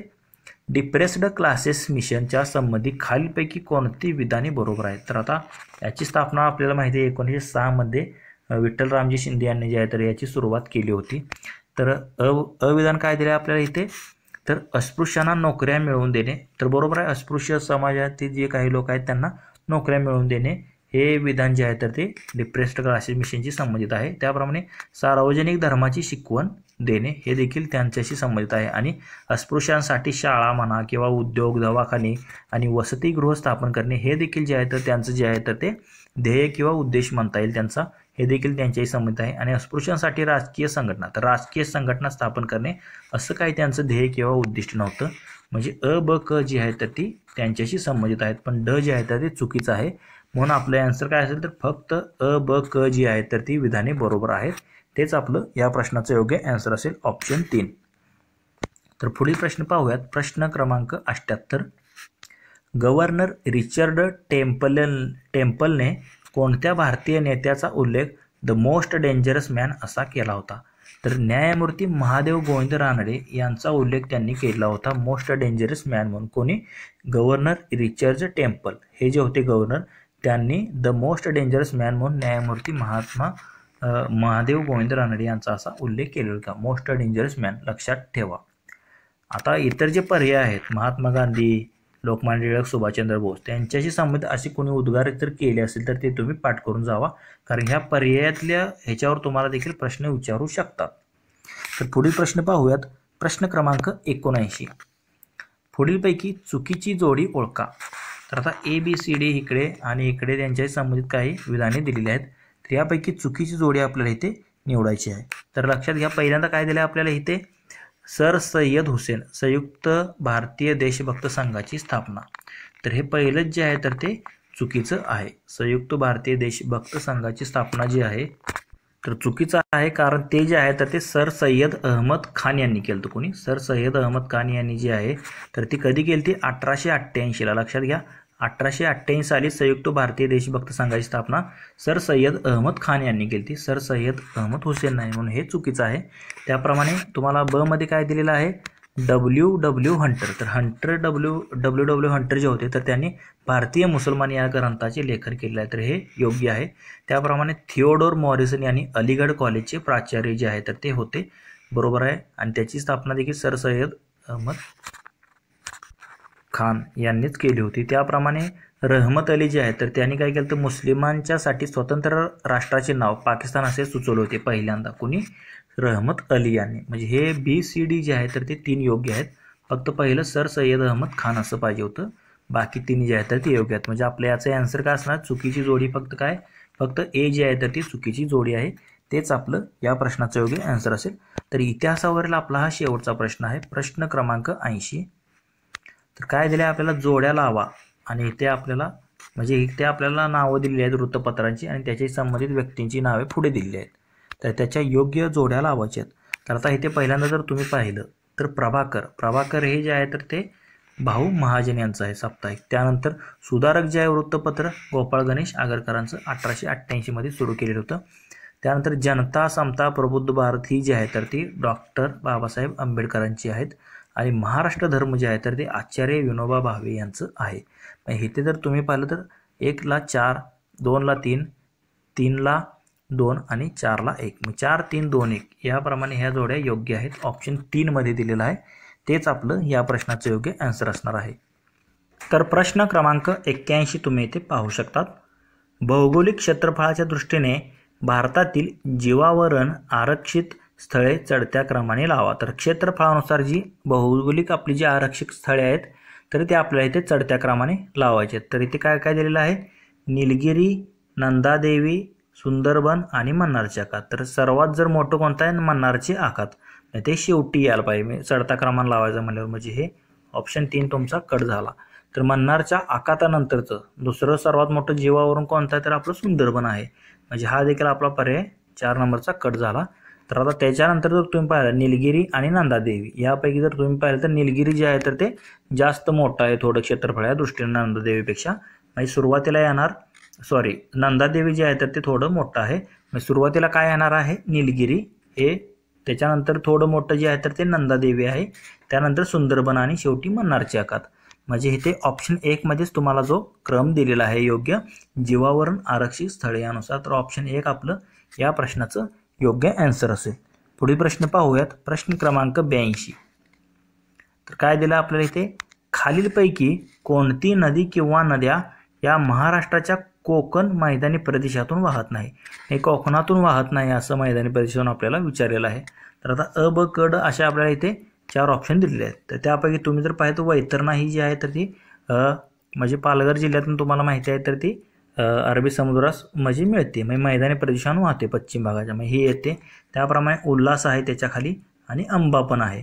ह्या 3 नद्या आहेत. पण मही जी आहे तर तिचा उगम तुम्ही जर पाहिला असेल तर ती विंध्य पर्वतची श्रेणी आहे, तर तिथे तिचा उगम पावते व नंतर ती म्हणजे कर्कवृत्ताला ओलांडून परत ती जी आहे तर ती खांबाच्या आखातामध्ये येऊन मिळते अरबी समुद्रास. पण ती पश्चिमी वाहिनी नाही, मैदानी प्रदेशातून वाहत नाही कोकणाच्या. म्हणून फक्त ब जे आहे तर या प्रश्नाचं योग्य आन्सर असेल. ऑप्शन 2 जे आहे तर हे या प्रश्नाचं योग्य आन्सर असेल. पुढील प्रश्न पाहूया. तर प्रश्न क्रमांक 83 तुम्ही इथे पाहू शकता. तर इथे आपल्याला योग्य जोड्या लावायचेत, जिल्हा आणि त्यामधील अभयारण्ये. तर आता ठाणे, तर ठाण्यामध्ये कोणतं अभयारण्य आहे तर ते तुंगारेश्वर आहे. कोणतं? तुंगारेश्वर आहे ठाणे या जिल्ह्यात येते. त्याप्रमाणे सांगलीमध्ये सागरेश्वर आहे, गडचिरोलीमध्ये चपराळा आणि अकोला येथे नरनाळा आहे. म्हणजे याप्रमाणे जर तुम्ही पाहिलं तर अ ला 2, ब ला 1, क ला 4 आणि ड ला क. इथे जर तुम्ही जर पाहिलं तर ड ला 3 म्हणजे 2 1 4 3, जे की पर्याय क्रमांक आपल्याला 3 मध्ये दिलेला आहे. तेच आपलं या प्रश्नाचं योग्य आन्सर असेल. पुढील प्रश्न पाहूयात. प्रश्न क्रमांक 84. सह्याद्री पर्वताची एक शाखा सोलापूर जिल्ह्याकडे जाते, तर ती शाखा या नावाने ओळखली जाते. तर लक्षात घ्या, हरिश्चंद्र बालाघाट म्हणजे जर तुम्ही जर पाहिलं तर ती बालाघाटचीच एक रांग, त्याला आपण कोणता? बाळेश्वर डोंगर असे म्हणतो. तर हा बाळेश्वर डोंगर जो आहे तर तो सोलापूर जिल्ह्याकडे त्याची एक शाखा जाते सह्याद्री पर्वताची, त्याला बाळेश्वर डोंगर असे म्हणतात. ऑप्शन 4 मध्ये दिलेलं आहे. तेच आपलं या प्रश्नाचं योग्य आन्सर असणार आहे. त्याप्रमाणे त्याच्या खाली जर म्हणलं तर महादेव डोंगर आहे सांगली जिल्ह्यात. त्यानंतर हरिश्चंद्र डोंगर आपल्याला माहितीच आहे, तर तो नगर या ठिकाणी तो येतो. त्याप्रमाणे सातमाळा आणि अजंठा तर त्याच्या वर येतो, म्हणजे तापी नदीच्या खाली सातमाळा आणि अजंठा जे आहे तर ते अजंठा वेरुळ जे आहेत तर तिकडे अजंठा डोंगर त्याला म्हटले जाते. तर बाळेश्वर डोंगर जो आहे तर तो कोल्हापुरामध्ये येतो, जी की सह्याद्रीचीच एक शाखा आहे. पुढील प्रश्न पाहूयात. प्रश्न क्रमांक 85. हवेतील कोणता घातकी प्रदूषक ओझोन नष्ट करतो? म्हणजे ओझोनला नष्ट करणारा खालील पर्यायापैकी 4 ऑप्शन दिले, त्यापैकी नष्ट करणारा कोणता आहे? तर लक्षात घ्या, इथे जर तुम्ही पाहिलं कार्बन डायऑक्साईड जे आहे तर ते ग्लोबल वॉर्मिंगसाठी म्हणजे पृथ्वीचं तापमान जे वाढत आहे त्यासाठी कारणीभूत आहे, हे तर येणार नाही. त्याप्रमाणे कार्बन मोनॉक्साईड देखील हा ज्या गाड्या वाहने वगैरे असतात तर त्यामधून हे येणारं इमिशन आहे कार्बन मोनॉक्साईड. तर ह्याचा म्हणजे ओझोन वायूशी जास्त काही ह्याचा इफेक्ट होत नाही. सल्फर डायऑक्साईड तसेच म्हणजे हे जे आहे सल्फर डायऑक्साईड ते तुम्ही जर ॲसिड रेन वगैरे पाहिलं असेल आम्लवर्षा, त्यासाठी हे कारणीभूत आहे सल्फर डायऑक्साईड आणि नायट्रोजन डायऑक्साईड. पण इथे जर तुम्ही पाहिलं क्लोरोफ्लोरोकार्बन, जे की तुमचे फ्रीज किंवा तुमचे AC वगैरे जे आहे तर त्यामध्ये क्लोरोफ्लोरोकार्बन वापरतात म्हणजे थंड करण्यासाठी. म्हणजे हा जो एक घातकी प्रदूषक आहे जो की वर जातो आणि ओझोनचा जो थर आहे तर त्याच्या कितीतरी रेणूंना तो नष्ट करतो. आणि हा म्हणजे खूप जास्त त्याच्यामुळे तुम्ही जर पाहिलं तर ओझोन डिप्लेशन होत आहे, म्हणजे ओझोन थर थोडा त्याला होल क्रिएट होत आहे, त्याला ओझोन डिप्लेशन म्हणतो. तर त्यासाठी कारणीभूत जो आहे तर तो क्लोरोफ्लोरोकार्बन आहे. म्हणून फक्त ब जे आहे तर या प्रश्नाचं योग्य आन्सर असेल. हवेतील घातकी प्रदूषक ओझोन नष्ट करणारा कोणता आहे तर तो क्लोरोफ्लोरोकार्बन, त्याला आपण CFC असे म्हणतो. काय म्हणतो? CFC. फ्रीज वगैरे किंवा थंड ह्याच्यामध्ये ते वापरतात. पुढील प्रश्न पाहूयात. प्रश्न क्रमांक 86. 1972चा वन्यजीव संरक्षण कायदा संपूर्ण देशात लागू करण्यात आला, पण खालीलपैकी कोणत्या राज्याने तो स्वीकारला नव्हता? तर त्यावेळी जर तुम्ही जर पाहिलं जम्मू काश्मीर वगळता आपल्या संपूर्ण जी राज्य होती, केरळ म्हणा, महाराष्ट्र, मध्य प्रदेश तसेच इतर जी काही राज्य तर तिथे स्वीकारण्यात आलेला होता. पण जम्मू काश्मीर राज्यामध्ये जे आहे तर तो स्वीकारला नव्हता 1972चा जो वन्यजीव संरक्षण कायदा होता. कारण जम्मू काश्मीरशी काही वेगळ्या तरतुदी होत्या त्यावेळेस 370 मुळे. तर हे ऑप्शन 3 मध्ये दिलेलं आहे. तेच आपलं या प्रश्नाचं योग्य आन्सर असणार आहे. पुढील प्रश्न पाहूयात. प्रश्न क्रमांक 87. शाश्वत विकासाची ध्येये 2015 मध्ये खालील क्षेत्राचा समावेश होतो? तर हा भूगोल आणि इकॉनॉमिक्स म्हणजे थोडा कनेक्ट पार्ट आहे हा. तर अ ब क ड असे ऑप्शन आपल्याला दिलेले आहेत. तर शाश्वत विकासाची 2015ची जी ध्येये आहेत तर त्यापैकी खालीलपैकी कोणत्या ध्येयांचा त्यामध्ये समावेश होतो आपल्याला इथे निवडायचा आहे. तर आता अ मध्ये काय दिलेलं आहे तर सर्व स्वरूपातील सार्वत्रिक दारिद्र्य दूर करणे. तर बरोबर आहे, हे एक आपलं शाश्वत जे आहे तर ते ध्येयाचा यामध्ये समावेश होतो. त्याप्रमाणे ब मध्ये काय दिले, फक्त जमिनीवरचे जीवन समृद्ध करणे, तर हे चुकीचं आहे. जमिनीवरचं तसेच पाण्यातील देखील जीवन समृद्ध करणे हे शाश्वत विकासाचं ध्येय आहे, म्हणजे हे ब चुकीचं आहे इथे. त्याप्रमाणे लिंग समभाव निर्माण करणे, लिंग समानता निर्माण करणे हे देखील शाश्वत विकासाचं ध्येय आहे 2015चं. आणि ध्येयासाठी भागीदारी करणे हे देखील आहे. म्हणजे ब सोडलं तर अ, क, ड ही 3 ध्येय जी आहेत तर ती शाश्वत विकासाची ध्येय आहे 2015ची. तर ती कशामध्ये दिली आहे आपल्याला, तर ऑप्शन 4 मध्ये दिलेला आहे. अ, क, ड या प्रश्नाचा ऑप्शन 4 असेल. पुढे प्रश्न पाहूयात. प्रश्न क्रमांक 88. दख्खनचे पठार बेसाल्ट व ग्रॅनाइट या खडकांनी बनलेले आहे. तर आता कारण काय, म्हणजे दख्खनचं पठार जे आहे तर जास्त करून त्यामध्ये बेसाल्ट आणि ग्रॅनाइट प्रकारचा खडक आढळतो. तर आता त्याची कारणे आपल्याला इथे ओळखायची आहेत. तर आता पहिलं कारण काय दिलेलं आहे त्यांनी, तर या ठिकाणी जास्त उष्णता आहे. तर हे काय कारण म्हणता येणार नाही की तिथे हे बेसाल्ट आणि ग्रॅनाइट खडक आहे. त्याप्रमाणे ब मध्ये काय दिले, ज्वालामुखी प्रक्रिया. तर बरोबर आहे, इथे जास्त प्रमाणात ज्वालामुखी प्रक्रिया होऊन त्याचे थरावर थर साठत गेले आणि जास्त करून बेसाल्ट आणि ग्रॅनाइट जे आहे तर ते खडक बनलेले आहेत. कशामुळे, ज्वालामुखी प्रक्रियामुळे. आणि भूकंप क्षेत्र याचा काय संबंध नाही आणि समुद्र सानिध्य याचा देखील काय संबंध नाही. तर फक्त ज्वालामुखी प्रक्रिया याच्यामुळे बेसाल्ट व ग्रॅनाइट खडकांनी बनलेले आहे दख्खनचे पठार. म्हणजे तसेच आपलं महाराष्ट्र पठार देखील यामुळेच बनलेलं आहे. लक्षात घ्या, बेसाल्ट खडकांचं आहे ते देखील ज्वालामुखीचे थरावर थर साठत गेले ते बनलेलं आहे. तर याचं योग्य आन्सर असणार आहे फक्त ब, म्हणजे ज्वालामुखी प्रक्रियामुळेच दख्खनचे पठार जे आहे तर ते त्यामध्ये जास्त प्रमाणात बेसाल्ट आणि ग्रॅनाइटपासून ते बनलेले आहे. ऑप्शन 2 आपलं या प्रश्नाचं योग्य आन्सर असेल. पुढे प्रश्न पाहूयात. प्रश्न क्रमांक 89. खालीलपैकी कोणते बेट नाही, तर बेट नाही असं विचारलेलं आहे.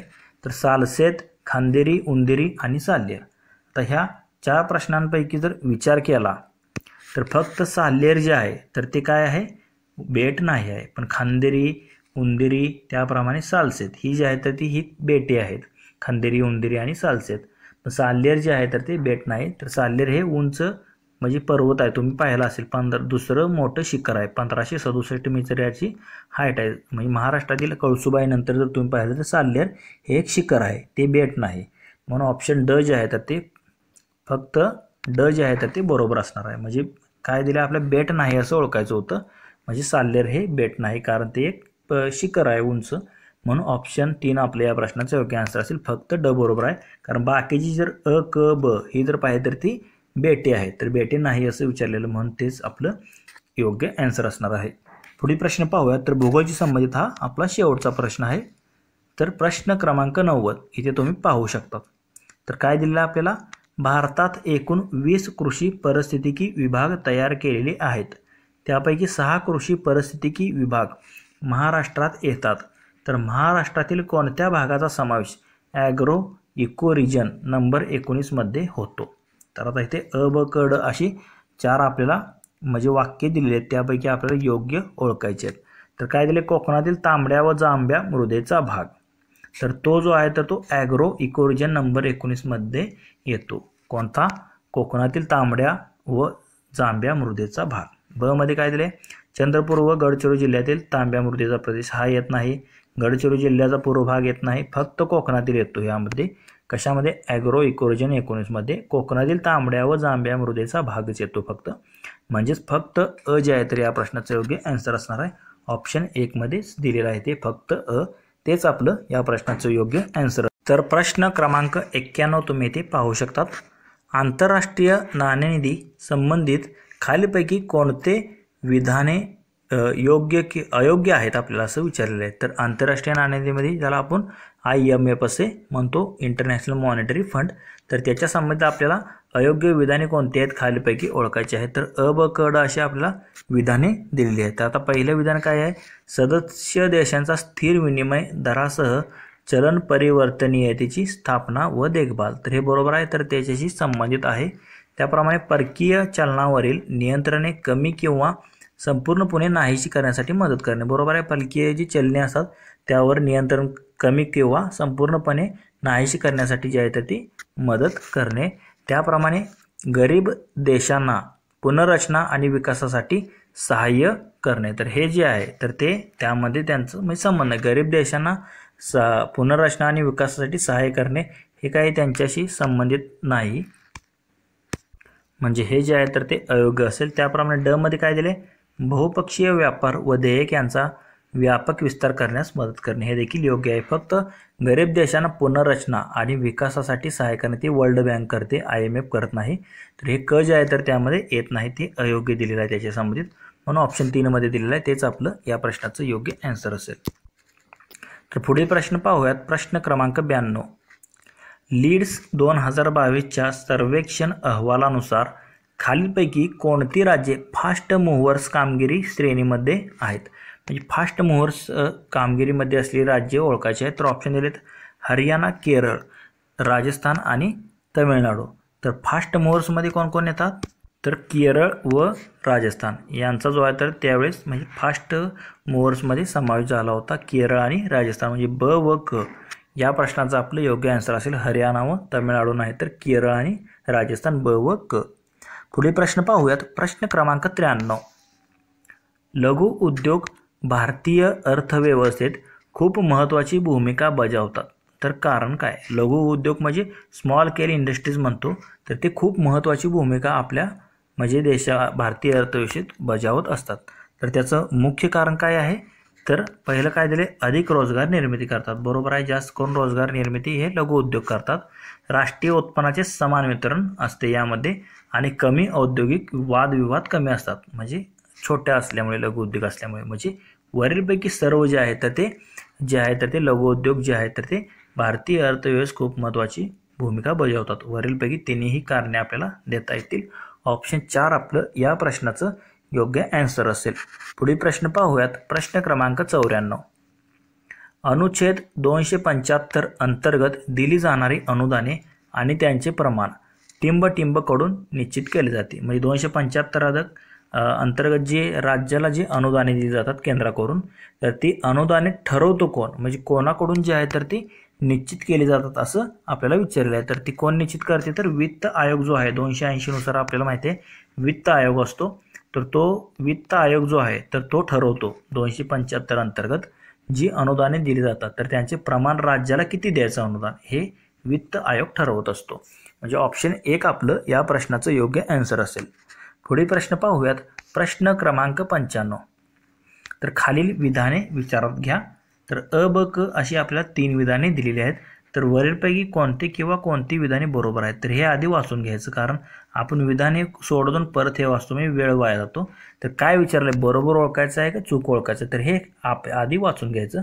तर इथे आपल्याला बरोबर आहेत अशी कोणती वरीलपैकी 3 तर ते आपल्याला ओळखायचे आहेत. तर आता इथे पहिलं जर विधान तुम्ही पाहिलं तर काय दिलेलं आहे, पहिल्या पंचवार्षिक योजनेच्या अखेरीस भारतीय बेरोजगारांचे प्रमाण एकूण कर्त्या लोकसंख्येच्या 2.9% होते. तर खूप पाठीमागचा डाटा त्यांनी विचारलेला आहे, पण तुम्हाला करून जावायचा सगळा अभ्यास. तर हे 2.9% त्यावेळेस होते, म्हणजे भारत स्वतंत्र झालता तेव्हा. त्याप्रमाणे दुसऱ्या पंचवार्षिक योजनेच्या अखेरीस भारतातील बेरोजगाराचे प्रमाण 3.6% होते, हे देखील बरोबर आहे. आणि तिसऱ्या पंचवार्षिक योजनेच्या अखेरीस भारताची बेरोजगारीचे प्रमाण जे आहे 4.5% होते. म्हणजे बेरोजगारी जी आहे तर ती हळूहळू लोकसंख्या देखील वाढत गेली आणि त्याप्रमाणे बेरोजगारीचा टक्का देखील आकडा वाढत गेलेला होता पहिल्या, दुसऱ्या, तिसऱ्यामध्ये. इथे जर तुम्ही जर पाहिलं तर अ, ब, क तिन्ही जी आहेत तर ती विधाने जी आहेत तर ती बरोबर आहेत असं आपल्याला म्हणता येईल. ऑप्शन 4 मध्ये दिलेलं आहे, तेच आपलं या प्रश्नाचं योग्य आन्सर असेल. पुढील प्रश्न पाहूयात. प्रश्न क्रमांक 96. जर रिझर्व्ह बँक ऑफ इंडियाला पैशाचा पुरवठा कमी करण्याची इच्छा असेल तर तिने टिंब करावे. तर ऑप्शन दिले, बँक दर कमी करावे, खुल्या बाजारातून रोख्यांची खरेदी करावी, रोखे राखीव प्रमाण वाढवणे की रेपो दर कमी करावे. तर लक्षात घ्या काय करायचं आहे, RBIला पैशाचा पुरवठा कमी करायचा आहे. म्हणजे अर्थव्यवस्थेत पैशाचं प्रमाण वाढले आणि त्यांना तो पैसा ओढून घ्यायचा आहे, म्हणजे कमी करायचा आहे. तर त्यावेळेस काय करते, तर ते रेपो रेट वाढवते किंवा बँक दर जे आहे तर ते सर्व वाढवते. म्हणजे ते कमी करत नाही, कमी जे म्हणले तर ते कट होणार. रेपो दर कमी नाही तर रेपो दर वाढवणार, वाढवला तर काय होणार, कर्जे महाग होणार. मग इतर बँका ज्या आहेत व्यापारी बँका त्या कमी कर्ज घेणार, त्यांच्याकडचा पैसा कमी झाला की आपोआप जो आहे तर तो लोकांचा जो आहे तर तो पैसा देखील कमी होणार. तर त्यासाठी बँक काय करते, बँक दर वाढवते, त्याप्रमाणे रेपो दर देखील वाढवते आणि रोख राखीव प्रमाण देखील वाढवते, पण खुल्या बाजारातून रोख्यांची खरेदी करत नाही. तर हे जे आहे तर ते चुकीचं आहे. फक्त इथे 3 मध्ये तुम्ही जर पाहिलं तर रोख राखीव प्रमाण म्हणजे CRR SLR CRR जे आहे तर ते काय करते, वाढवते. ते वाढवल्यावर काय होईल, बँकांना म्हणजे कर्ज द्यायला त्यांना पैसा कमी पडेल आणि आपोआप जो आहे तर अर्थव्यवस्थेतला पैसा कमी होईल. म्हणजे रोख राखीव प्रमाण जे आहे तर ते वाढवते. हे इथे योग्य दिलेलं आहे. कशासाठी, पैशाचा पुरवठा कमी करायची इच्छा असेल तेव्हा रोख राखीव म्हणजे काय करते, CRR जे आहे तर ते वाढवते, कॅश रिझर्व्ह रेशो. म्हणजे ऑप्शन 3 आपलं या प्रश्नाचं योग्य आन्सर असणार आहे. पुढील प्रश्न पाहूयात. प्रश्न क्रमांक 97. खालील विधाने विचारात घ्या. तर आता अ व ब अशी 2 विधाने दिलेली आहेत. तर आपल्याला काय ओळखायचं आहे, तर ती विधाने योग्य आहेत किंवा आहेत हे आपल्याला ओळखायचं आहे. कोणतं विधान योग्य आहे ते. तर आता पहिलं विधान काय दिलं आहे आपल्याला इथे, तर वाढ सर्वसमावेशक असते तेव्हा ती रोजगार निर्माण करते. तर बरोबर आहे. जेव्हा वाढ जी आहे तर ती सर्वांचा विकास झाला तेव्हाच ती आर्थिक वाढ होते.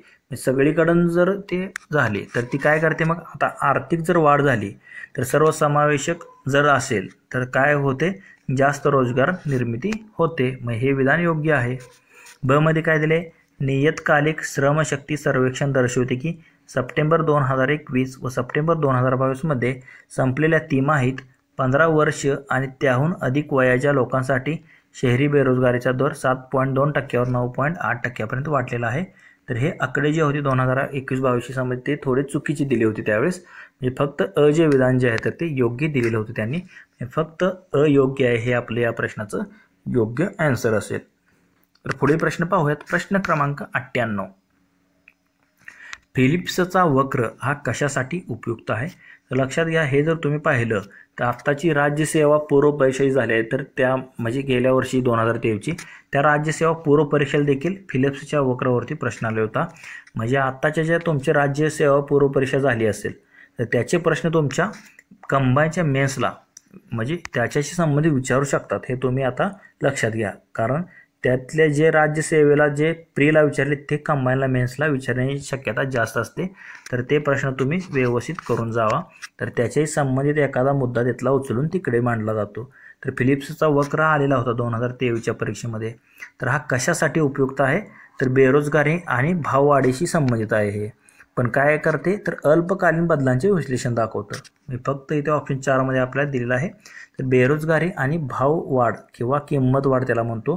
तर त्याच्या अतिरेकीच्या अल्पकालीन बदलांची जे आहे तर ते विश्लेषण दाखवते. म्हणजे भाववाढ झाली तर काय होते, बेरोजगारी कमी होते. म्हणजे इथे जर तुम्ही पाहिलं तर बेरोजगारी आणि भाववाढ अतिरेकाच्या अल्पकालीन बदलाचे विश्लेषण दाखवण्यासाठी फिलिप्सचा वक्र वापरतात. ऑप्शन 4 आपलं या प्रश्नाचं योग्य आन्सर असेल. पुढील प्रश्न पाहूयात. प्रश्न क्रमांक 99. खालीलपैकी योग्य जोड्या लावा. तर अ मध्ये काय दिले, शाश्वत विकासाची ध्येये आणि संबंधित असणाऱ्या बाबी. तर लक्षात घ्या, आता हे शाश्वत विकासाची ध्येये तुम्हाला एकूण म्हणजे 15 जी ध्येय आहेत, सस्टेनेबल 17 आहेत ध्येय.